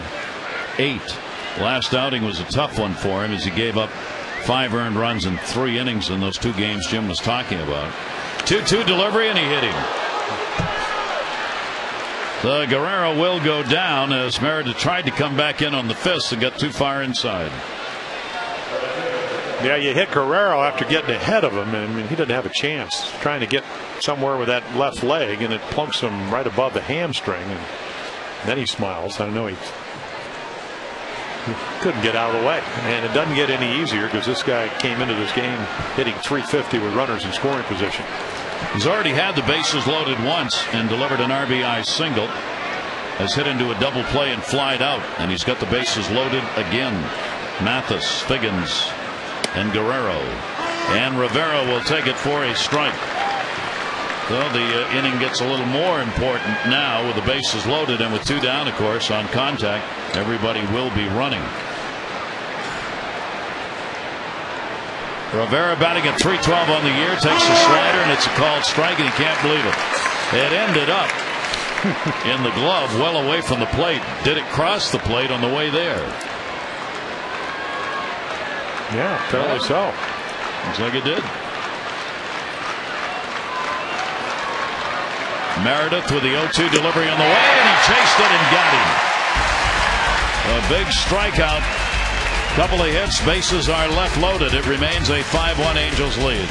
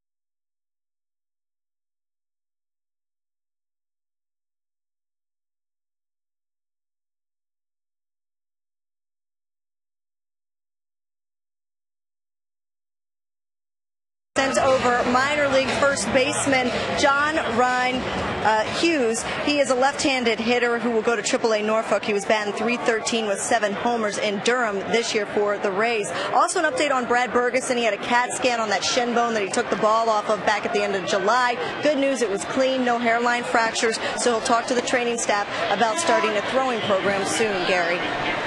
That's great news, and Bergeson was very happy today after he got cleared to be able to start throwing, and he wants to do it right away. He said he actually felt better.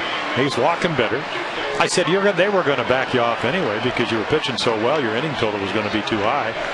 So he said it's missed 16 days now, I guess. So he said, I sure hope I don't have to go into a whole throwing program. I said, you're 23. You were pitching lights out. It'll take you about a week to get back where you need to be. So he is very optimistic. Nolan Reimold up with a 1-ball 2-strike count. Reimold leading it off. He has grounded out twice. Orioles in the bottom half of the 6th inning, trailing in the ball game by a score of 5-1. And Lackey took something off that and got it. 4 strikeouts for Lackey, 2 in a row. Yeah, and what you saw last inning was when he needs an out, he can go get it. And again, this is a veteran pitcher that, again, 98 wins, 63. He's very direct to the plate. Weight on his front side, throws maybe about 2 or 3 inches across his body. Great momentum. So again, going to, unless they sign him a free agent, and will be sought after. I don't know if he's going to get $163 million, was it, for Sabathia? I can't believe that would happen, but no. How many times? But he will get a lot that? of offers, and Yes, of course he he hails from Abilene, Texas. The only team he struggled against are the Rangers. That's the story of the Angels. The only team they've struggled against, Texas, the team that keeps pounding on the door in their own division. As against Texas, they have gone, I think, 3-9 on the season against them. It's really interesting. They are 3-9. That this team would be 15-19 against their own Western Division. That's the Angels. And yet they have been able to beat up on the other divisions sufficiently to hang on to a 4.5 game lead. Well, you mentioned about Mike Socia, who manages the Angels, being a little apprehensive about their pitching, and the reason is that usually, not always, good pitching stops good hitting. See, the Angels, the All-Star break, they have increased their lead. The Tigers, they've lost a game, and the big switch at the break, the Red Sox were up 3. The Yankees are up 6.5. Since the All-Star break. That is one of the largest turnarounds that you'll see in that short a period of time. Ground ball to second base. Play made by Kendrick, and there are 2 down. Yeah, the Yankees have thrown up a 22-6 record. Yeah, there you go. Phillies, Cardinals, and Dodgers had the lead at the All-Star break, and they stay with it.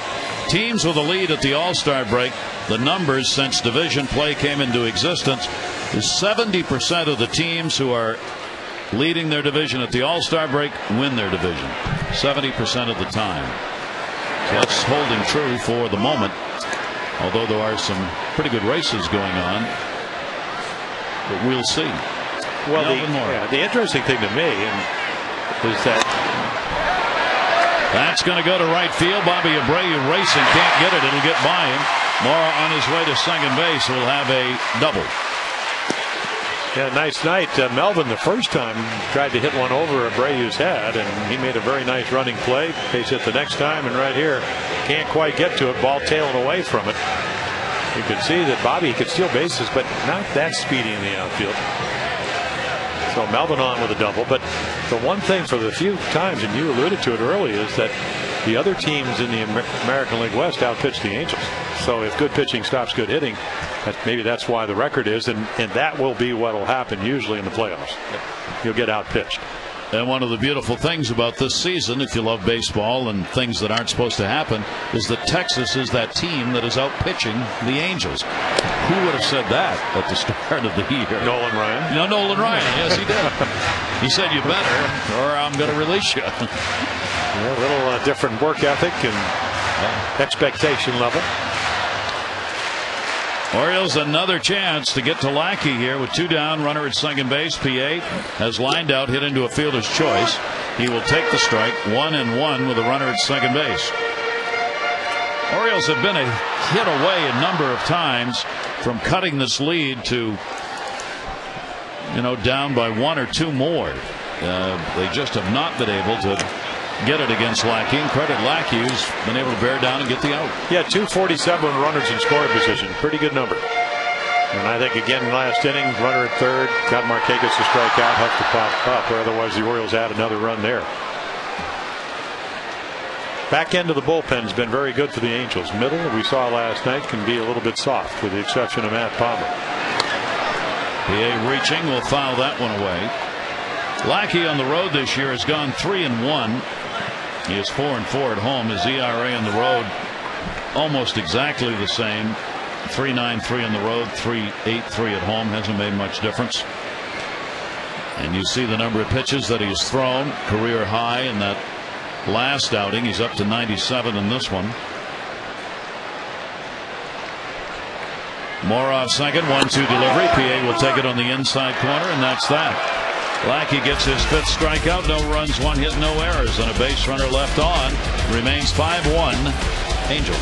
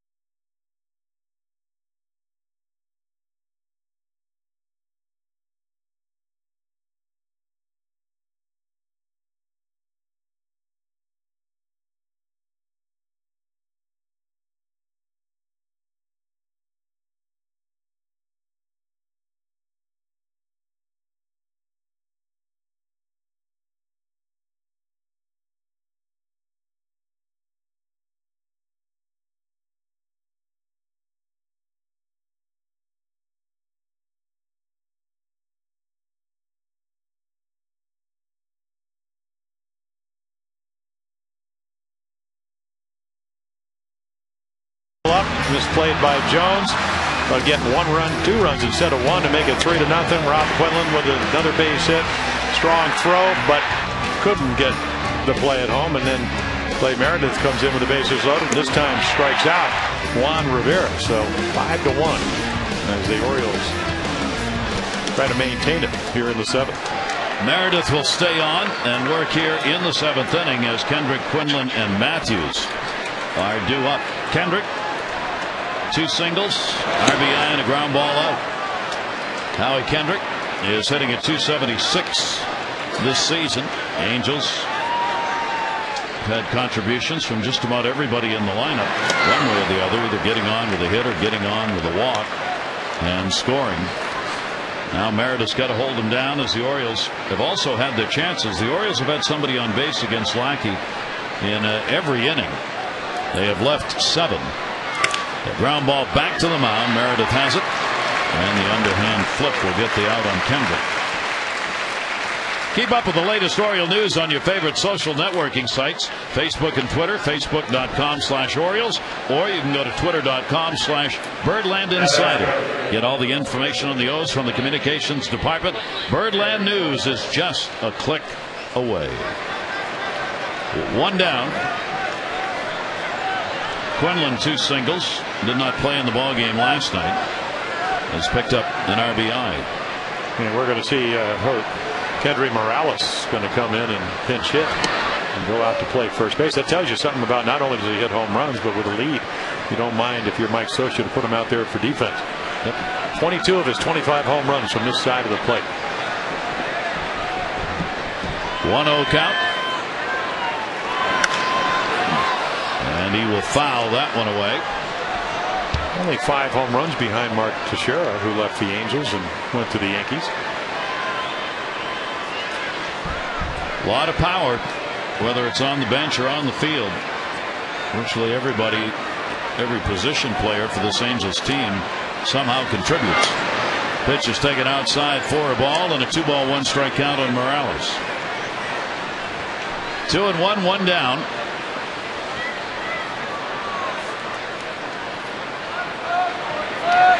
And that pitch will be taken down low for a ball, and the count goes to 3-1.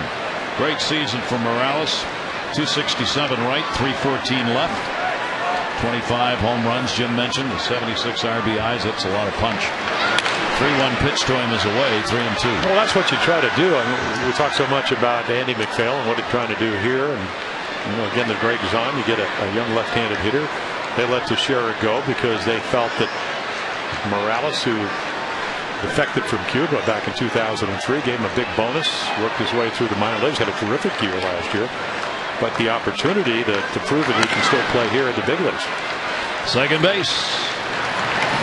Brian Roberts makes the play. Morales is retired, and there are 2 down here in the 7th inning. And then you better have a good veteran presence. And everybody said that whether it's Ibar or even Asturias, but especially Morales, Bobby Abreu has really helped him understand what pitchers are going to try to do, your approach at the plate. Such a mental part of this game that sometimes gets overlooked. 2 down here, and Gary Matthews Jr. He's 0 for 3 in the ball game, 1 for 6 in the 2 games. Bear in mind that this is a 4-game set that the Orioles and Angels are playing. Day game tomorrow with Jeremy Guthrie against Sean O'Sullivan. That is a 1:35 start. And then Monday night, it'll be David Hernandez and Irvin Santana. Second base again. Brian Roberts gets the big hop and the out, and Meredith retires the side in order. 7th inning stretch brought to you by Jack Daniel's Tennessee Whiskey. Please drink responsibly.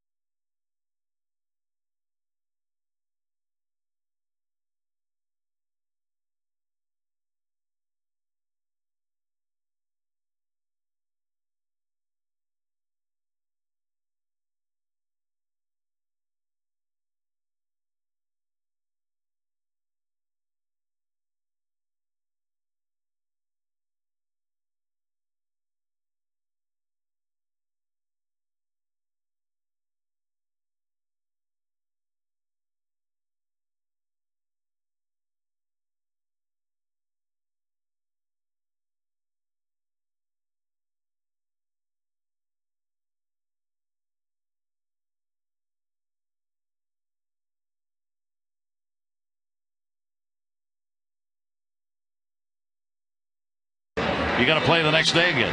And you have to do it against John Lackey. 3 runs or less, 8 out of 9 of his last games. Beat the Orioles in July. Been just about as good tonight. And I'll tell you what, though, Brian Mattis, he's probably going to go home and say, well, I wish I didn't do this and whatever. This is about baseball. I'll tell you what, he has the one bad inning. He walks 3 guys. Angels have a great offense. They took advantage of it. Other than that, I'll tell you what, I think it's a pretty good start. I know it's hard to say that, but 7 strikeouts, so all the walks happened in that inning. And I'll tell you what, he's got to be proud of himself that he didn't throw up the white towel. I think we learned a lot about him tonight. And he had some very good hitters like Bobby Abreu and Vladimir Guerrero looking out at him with that look of respect, especially Abreu trying to figure out what it was he was throwing to him that he couldn't hit. He had a lot of hitters fooled on a very good hitting ball. Yeah, he just lost his command. And, of course, every time Lackey tonight seems like he needs an out. As you mentioned, the Orioles getting runners on, but only the 1 walk. Seems like he's got a strikeout or he's gotten the pop-up or whatever. But, again, this guy, 98 lifetime wins, and Brian Mattis has 1. So, again, it's not on paper a fair matchup, and the better offense is, we talked about Morales coming in and pinch hitting and now going out for defense. So all in all, not a bad evening for Mattis, even though the Orioles are down by 4. He hits the ground ball out, and those big outs have come also for Lackey in the ball game. The importance of getting the first out in the inning, Lackey's been able to do that. So even though the Orioles have had people on, generally scoring chances have come with 2 down. Yeah, I think we've seen a veteran, and it's not like you want to turn it on and off, but it seems when he needs an out, and again, he's been pitching so well.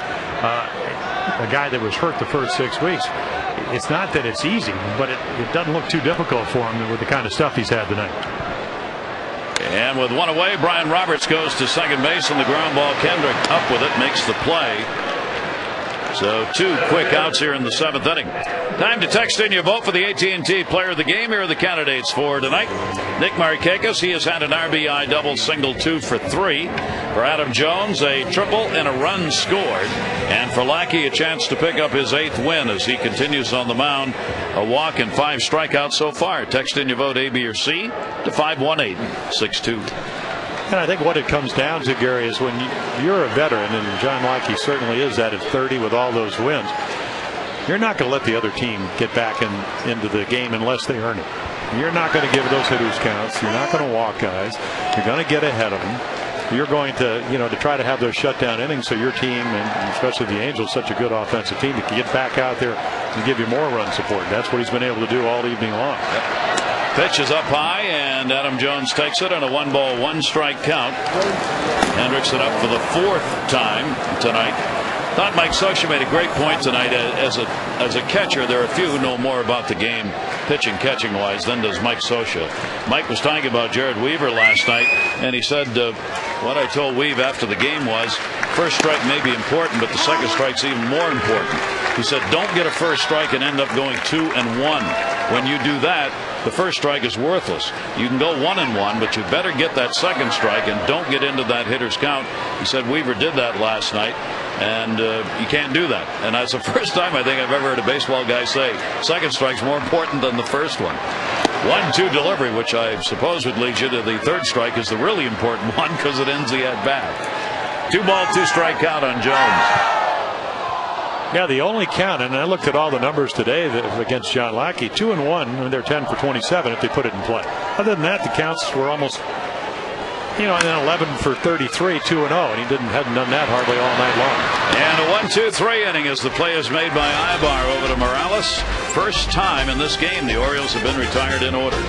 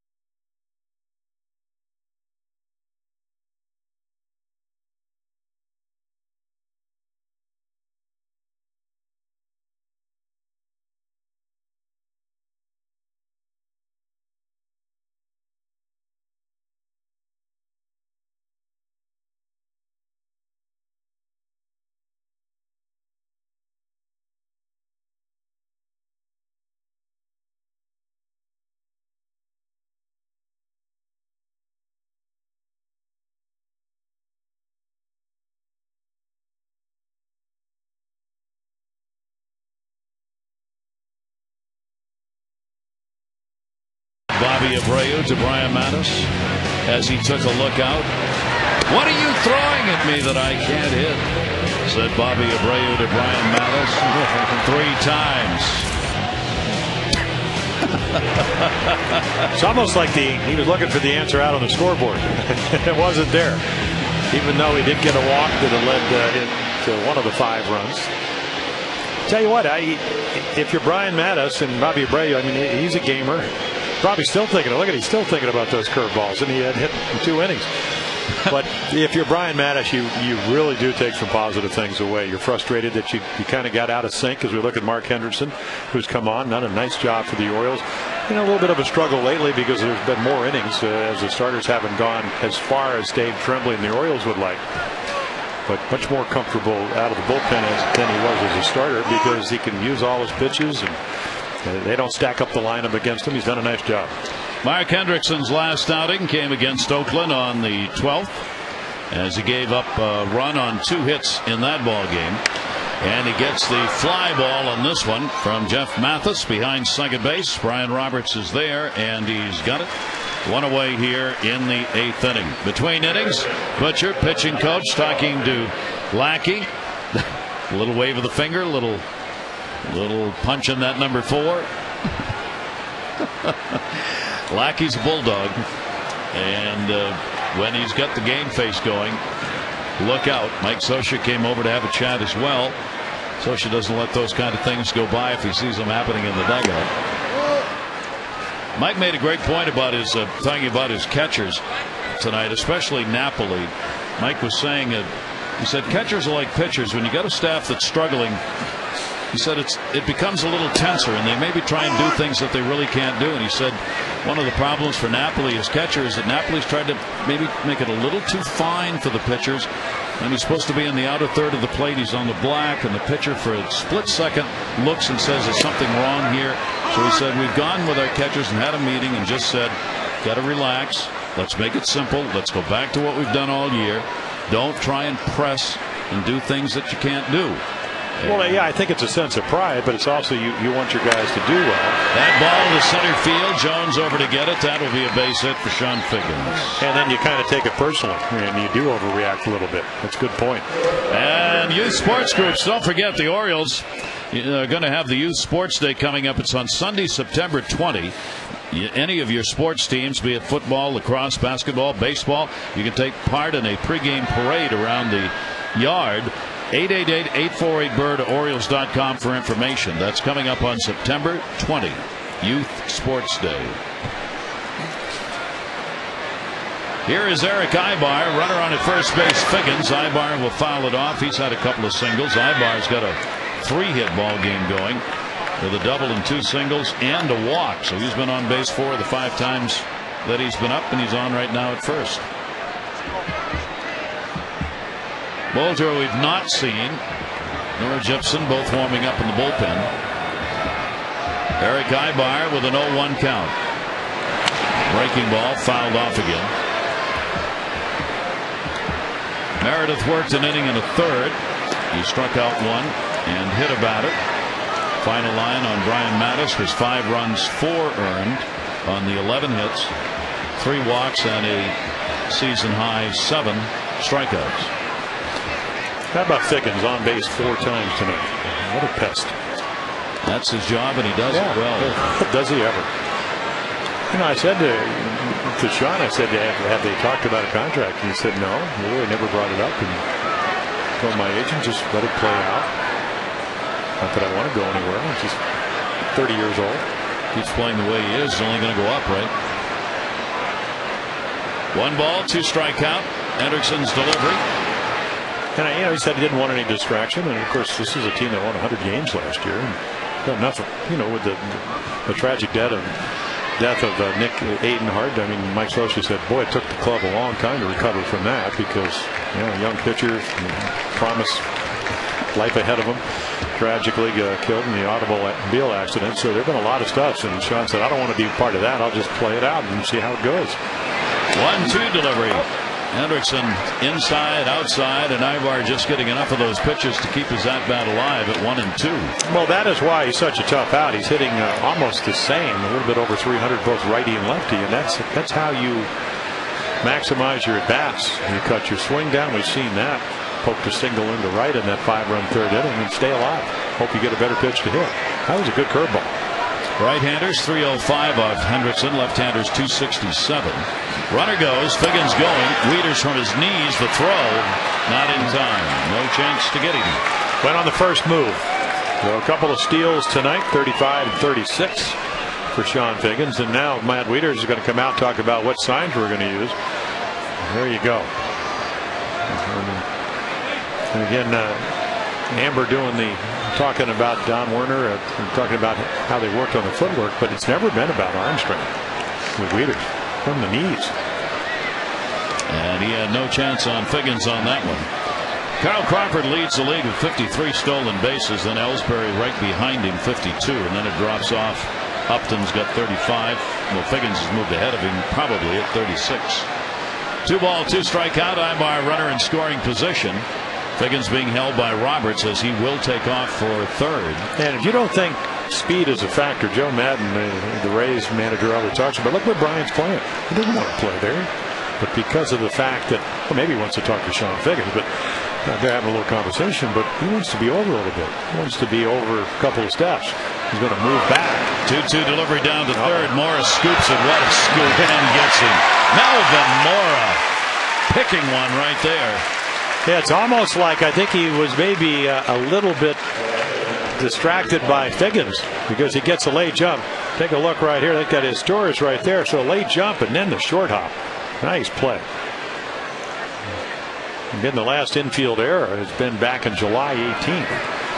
The Royals infield on a major run as far as playing good defense. Bobby Abreu, another RBI chance.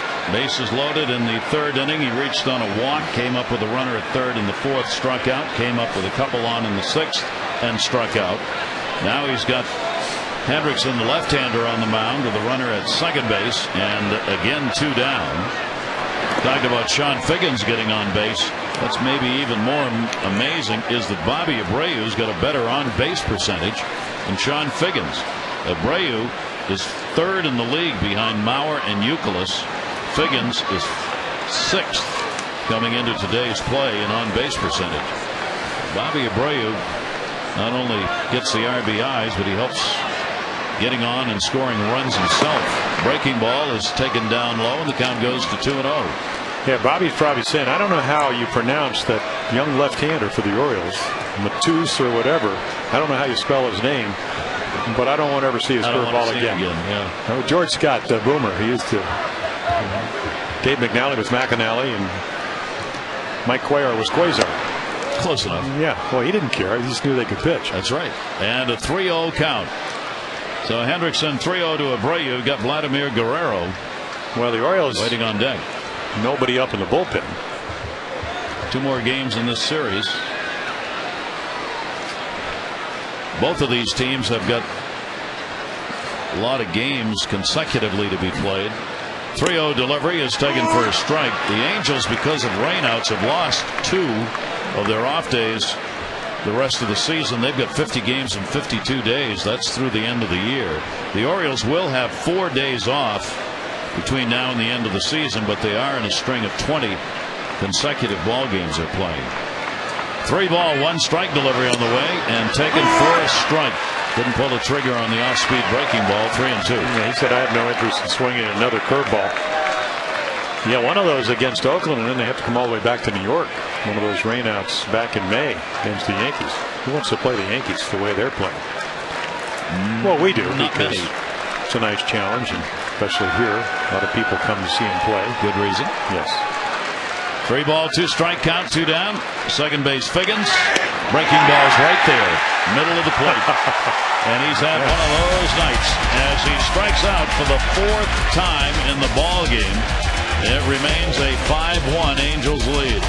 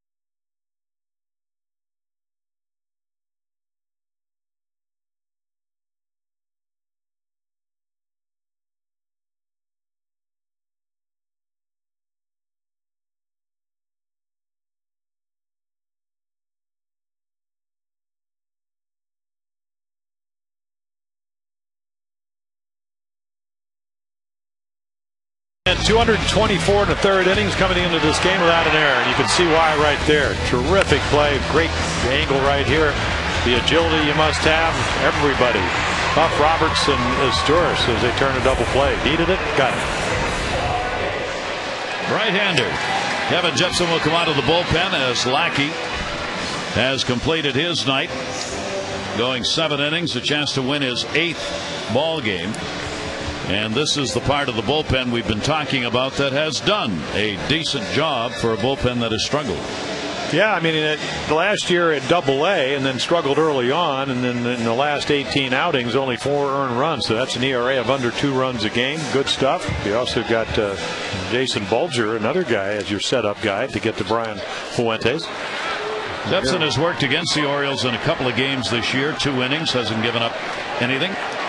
And he will work here against Nick Markakis as we go to the bottom half of the 8th inning.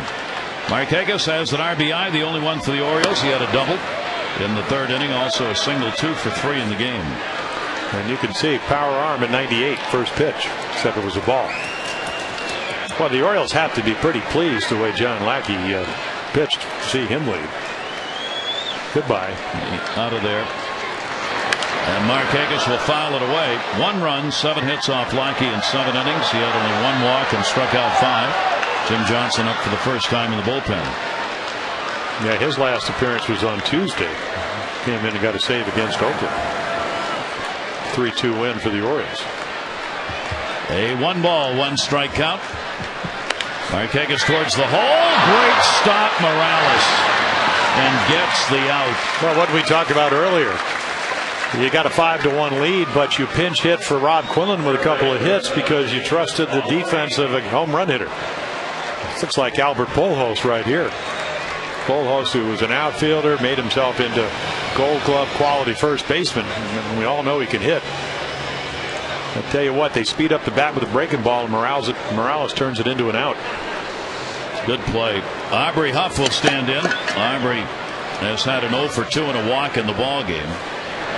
Mike Scioscia, even though it's been the offense that's carried the ball club, to him it is still about defense. First and foremost, pitching, defense. That's how you win ball games. No matter how many runs they're scoring, he still will make those kind of changes every time you get defense in the game. He was joking about that with his catchers when he was talking about them, and said, my number 1 decision is who gives me the best defensive game behind the plate. That's the only thing I think about when I'm talking about who's going to catch these ball games. Here's the 0-1 delivery, and that's inside, and the count goes to 1-1 on Huff. Well, the last 2 years for Jeff Matthews, who's catching tonight, I mean, they were like 91 and 50.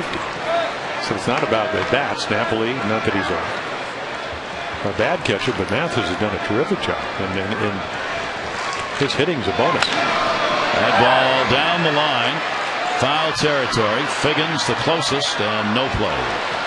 I know in the pregame, Rick Dempsey and Jim Hunter were talking to Mickey Tettleton, and I think Jim Hunter said, or maybe it was Rick Dempsey said, would you have any advice for Matt Wieters? And he said, get the best out of your pitching staff, and all the hitting's a bonus. In spite of all the expectations and whatever, that's still what it's about. Drive in some runs when you can, and throw the runners out to try to steal if you get a chance. And Matt's certainly getting in that direction, isn't he? 2-ball, 2-strike count with 1 away. Jepson, who works out of the stretch, delivers 2-2 to Huff and gets him with a high heater. And to me, if you're going to judge a guy's fastball, when you can throw it by Aubrey Huff, who's a terrific fastball hitter, the guy's got something special. And he just flat fogged it by him. 2 quick outs here. Let's update you on your voting for the AT&T Player of the Game. Right now, Adam Jones on top, Nick Markakis and John Lackey, your choices. A, B, or C. You can vote at 51862. The results on the O's Extra postgame show. 2 down. And a slider strike on the outside corner. Reimold has had an 0 for 4 night. Last night, 16 runs on 19 hits. The scorebook loaded with extra base hits and runs scored. Tonight, 1 run in for the Orioles. In the 3rd, triple by Jones, followed by the Markakis double. Well, good pitching, stops, good hitting. Tonight, all you have to do is look at the scoreboard. 16 strikeouts between the 2 teams and their pitching staffs. Here's the 0-2 delivery on the way to Raimo. He's going to get a base hit. Raimo 1 for 4. Designated hitter on here in the 8th inning with 2 down. RBIs for the Angels tonight, all coming in that 3rd inning, go to Guerrero, Rivera, Kendrick, and Quinlan. 1 run scored on an error, 1 unearned run on the board. Orioles pick up their 8th hit of the ball game, but again, as has happened throughout this game, they've come with either 1 or 2 down, making it tough to get any kind of an inning together. The only time the Orioles had the lead off was in the 5th inning. Knocked down. Oof. Play made. Just unable to get the out on it. No runs, 1 hit, and 1 left on base. 5-1 Angels.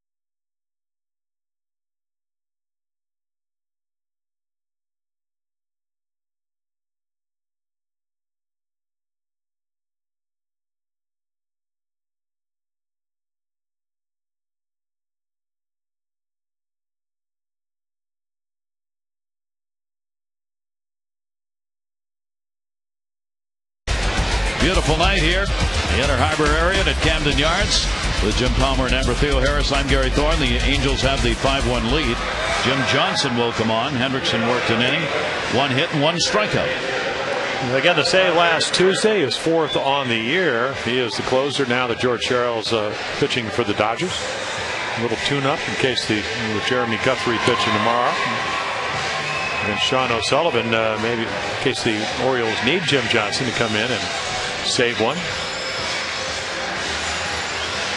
Angels took charge in the 3rd inning of this ball game, and the Orioles unable to get to Lackey. The Angels have not looked back. Guerrero, Rivera, and Kendrick will be due up against Johnson. RBI and a bases loaded walk, a single, hit by a pitch, and lined out. A little bit of everything for Vladimir Guerrero in the ball game, and he'll take the pitch inside from Johnson. Vladdy hitting at 304.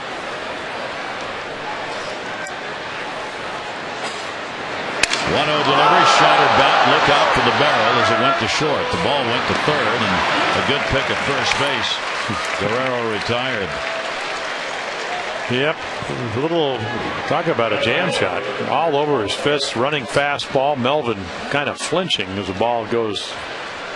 And of course, you don't notice, but over his head. I mean, the bat. I mean, ball's to him. Watch where the bat head goes.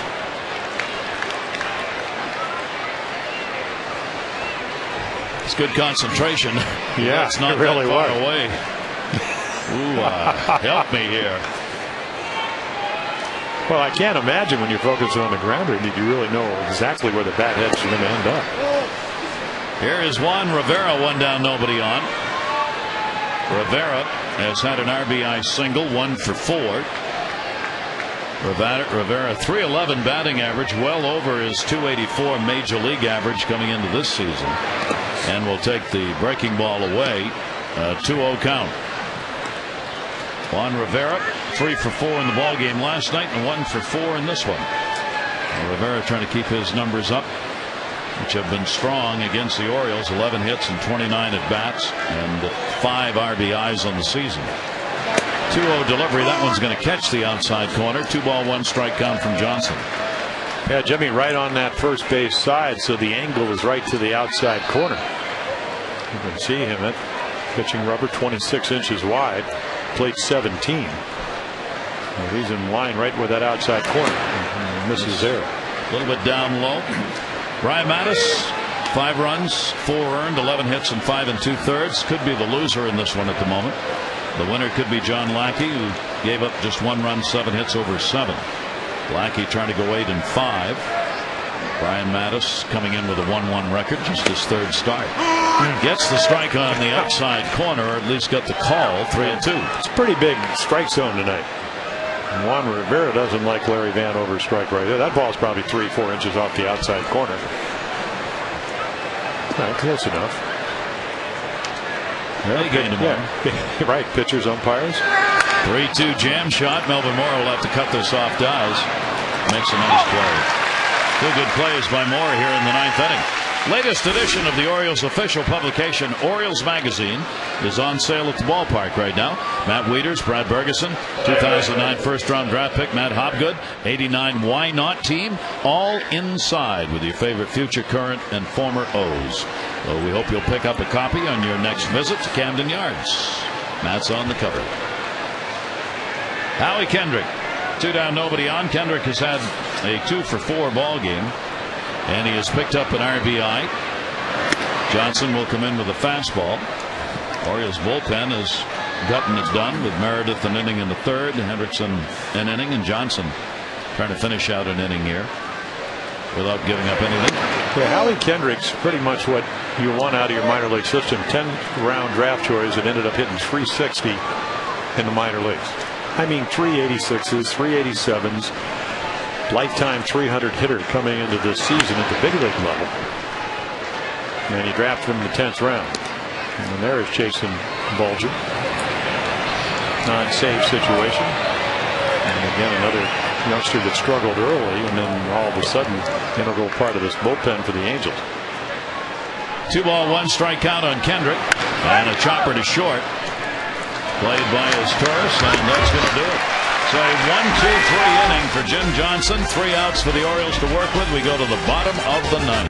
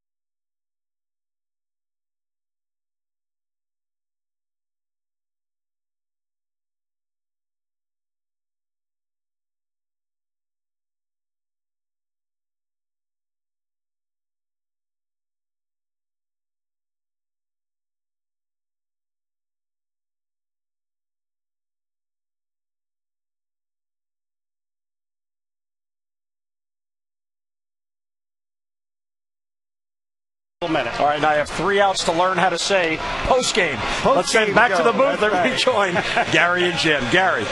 Plenty of time for those words to come together. They know how that goes, Jim. A 5-1 ball game. Jason Bulger will come out of the bullpen and try and wrap it up. A non-save situation here, but 3 outs away from giving the Angels a win. Yeah, another power arm. 34 the last 40 outings scoreless. Righties are hitting 200 in total. Everybody, righties and lefties, hitting 211. So again, in April, 7 2/3 innings, gave up 10 runs. Since then, given up 11 runs in almost 40 games. So are you better at the end of the year than you were at the beginning? That's what you want to do as a player. In fact, you want to be good all year long if you can pull it off. He couldn't. But again, they needed a setup guy with Scott Shields, their premier setup guy, going down with a knee problem. And Jepson, who we saw, 98 miles per hour, and now Bulger stepping up. Jepson worked an inning. He struck out one, gave out one hit.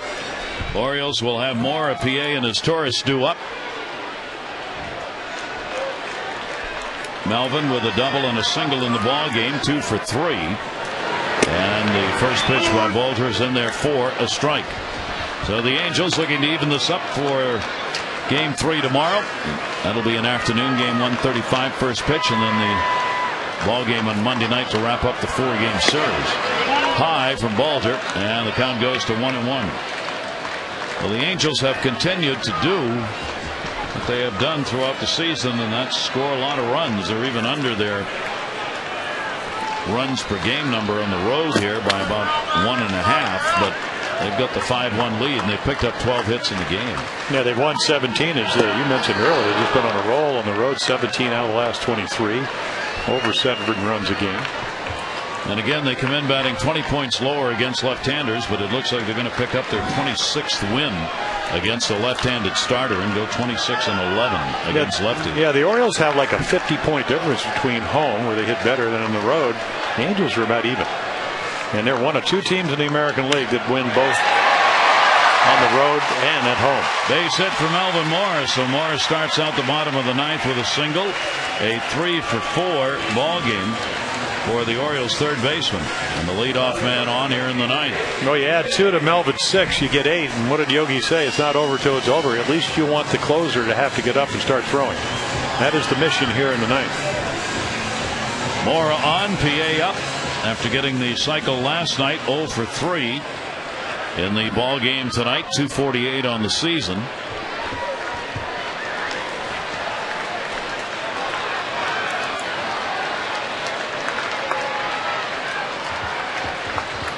Bulger, and the fastball will miss down low for ball 1. Well, the Orioles will try and get it done against the 30-year-old right-hander. Bulger had that amazing ERA of almost 12 in the first month, and then down to 2.27 in 39 games since then. A significant difference. 1-0 delivery, and he misses outside, pounds the glove against his leg. Count goes to 2-0. Well, this is the time. Of course, PA wants to get on. Bulger needs to relax, and already Mike Butcher's out there, because when you start overthrowing, you lose your feel for pitching. That'll bring Butcher out, pitching coach, to have a word. And I saw him pitch before the Orioles in early July went to Anaheim, and they were playing an interleague. They were playing Arizona. Marvelous stuff, but he gets where he overthrows a little bit, and you lose a lot of movement, you lose location, and all of a sudden you allow the other team back into the game. He almost blew a 9-3 lead. Luke Scott waiting on deck would be the pinch hitter for his Taurus. Luke has been out with a flu the last 2 days as a starter, and there is Brian Fuentes, closer in the bullpen. Bulger with a 2-0 count, and PA will back out. Bulger has faced the Orioles in 2 previous games this year, working a couple of innings.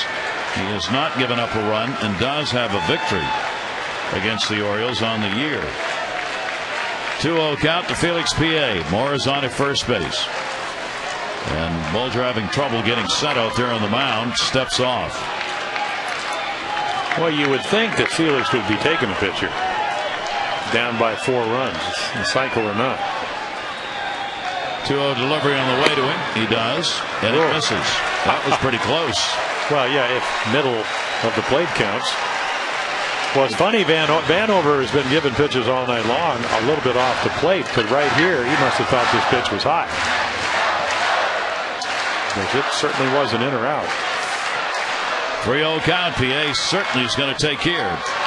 He does, and he's on. Not even close. So the Orioles here in the bottom of the 9th inning get the first 2 on with a single and a walk. Only 2 walks picked up by the Orioles in the ball game. Lackey had 1. And Bulger surrenders 1, and Luke Scott's coming up, and Mike Scioscia is on his way to the mound. Yeah, he didn't wait long. You got a closer with 32 saves, 32 out of 36. So that will be it. Bulls are unable to get an out. And Fuentes, the closer, is coming out of the bullpen. Luke Scott's already been announced as the pinch hitter. We'll come back with 2 on. Bottom of the ninth, 5-1 Angels.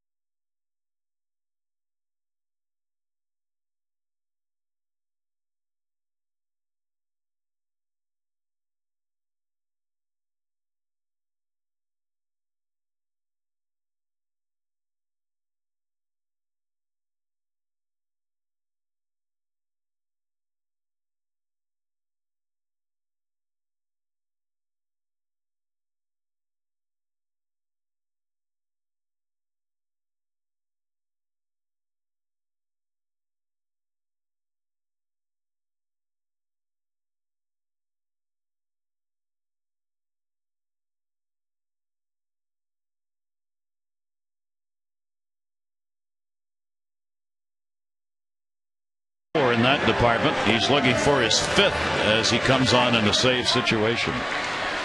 Yeah, not a lot of Orioles with it that bats against him. Historis with 12. Wigginton 0 for 4, who will come on to pinch hit for Luke Scott, as you mentioned. And Ty Wigginton. Yeah, yep. There you go. Well, you still need base runners. He represents the 4th run, down by 4 runs. And of course, Fuentes, it's funny when you watch him throw, he's very deceptive. He's a little bit like George Sherrill, where he hides the ball well.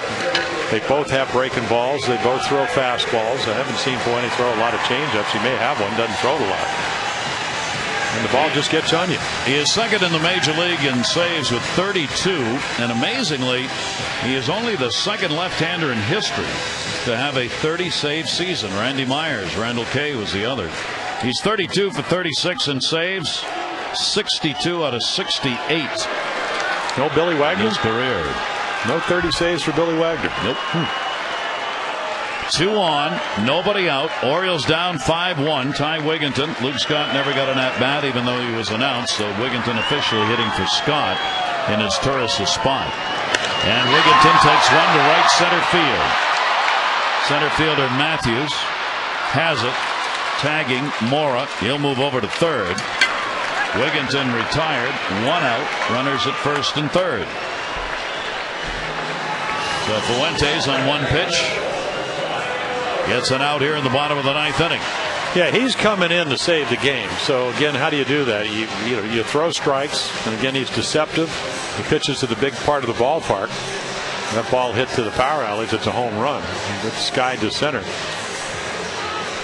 Brian Roberts, the double came in the 5th inning. He's got a 5-game hit streak as a result, and was the leadoff double. The Orioles could not move around in that 5th against John Lackey. And they give Brian the bunt. Doesn't bunt very much. Did it against Oakland. The Orioles still at this stage of the game need base runners. He has faced Fuentes only once, 0 for 1. And the guy on deck with glowing numbers, 2 for 2 with a home run, Adam Jones. Fuentes, left-handers 200 against him, right-handers 277. All 5 home runs off the Angels closer have been hit by right-handers. Well, his career numbers against lefties are 213. So again, this year 200, same old stuff. Brian Roberts with a 2-0 count. Roberts will take here and hope for a walk from Fuentes, and may get it, as those 3 pitchers have not been close. And the count goes to 3-0. Fuentes has 14 walks surrendered in the 38 innings that he's worked. Now his strikeouts are 38, the strikeout per inning pitch. 3-0 delivery. That is a strike on the outside corner. 3-1. And still the luxury to groove one in a sense. Make sure that Bryant swings the bat because of the 4-run lead. 28,770 the announced attendance. Seeing the Orioles trying to finish one off here in the bottom of the ninth. 3-1 delivery, swung on and foul tipped. Full count. Fuentes the closer. The setup man is by committee trying to get to him. But once they've gotten to him, he's gotten the job done for him. Well, last year it was Frankie Rodriguez with 62 of them on the way to 100 wins. 3 ball, 2 strike count, runners off first and third. Brian Roberts, right field, not deep. Abreu coming. He's got it. Runner halfway will stay. Not deep enough to tag up for Melvin Mora, and there are 2 down. Well, huge job with Adam Jones coming to the plate. And he came back from 3-0 to do it.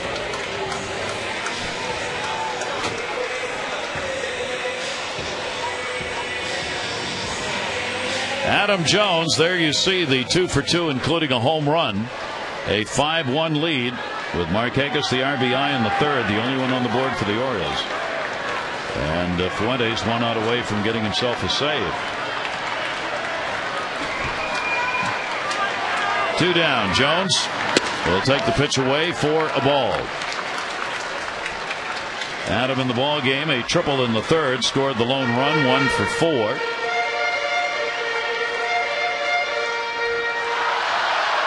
Fuentes trying to secure the 69th win of the year for the Angels.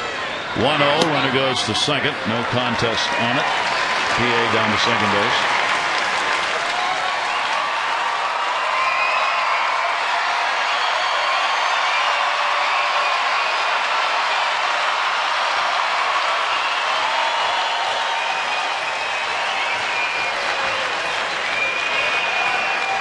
Adam Jones will look carefully here with a 2-0 count. And takes it. It is in there for a strike, 2-1. Fuentes doing this the hard way, working behind the hitters here in the bottom half of the ninth inning. Wigginton, 1 pitch was an out. Roberts 3-0, came back to get him on a fly ball out. Now a 2-ball, 1 strike count on Jones. And Adam fouls it back, 2-2. There you go back to that 5th inning when Brian Roberts doubled. Adam Jones got him over. The Orioles' inability with a runner at third and 1 out to get him in. It would have made this 9th inning a little more exciting. Not that it doesn't have drama as it is. Yeah, the Orioles 11 for 22 last night. And there it is tonight, 1 for 8. And even the Angels, who came in at what, 309 with runners in scoring position, 2 for 11. 2-2 delivery on the way. Breaking ball will miss. Adam Jones leaning out watching. It is a 3-ball, 2 strike count. That's the way George Foster used to go across the plate, to look at that outside corner. Derek Jeter will do that. Oh, will he ever? Willie Randolph. Yep. 3-2 count, 2 down. The Orioles need Jones to get on one way or the other to keep this alive and get Marquez up. 3-2 delivery. Jones will foul it away. Orioles 48 and 67. Trying to have a comeback win here. And battling in the bottom half of the ninth inning. They've been out hit in the ball game. 12-9.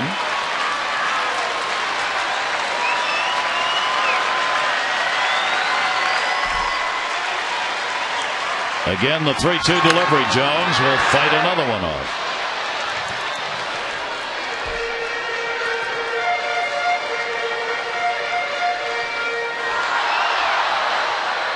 Since he's thrown everything, question now, what do you think you can get him out with? He's seen all the pitches. And yeah, don't you think in the back of his mind, Gary, it's also, what do we want to do?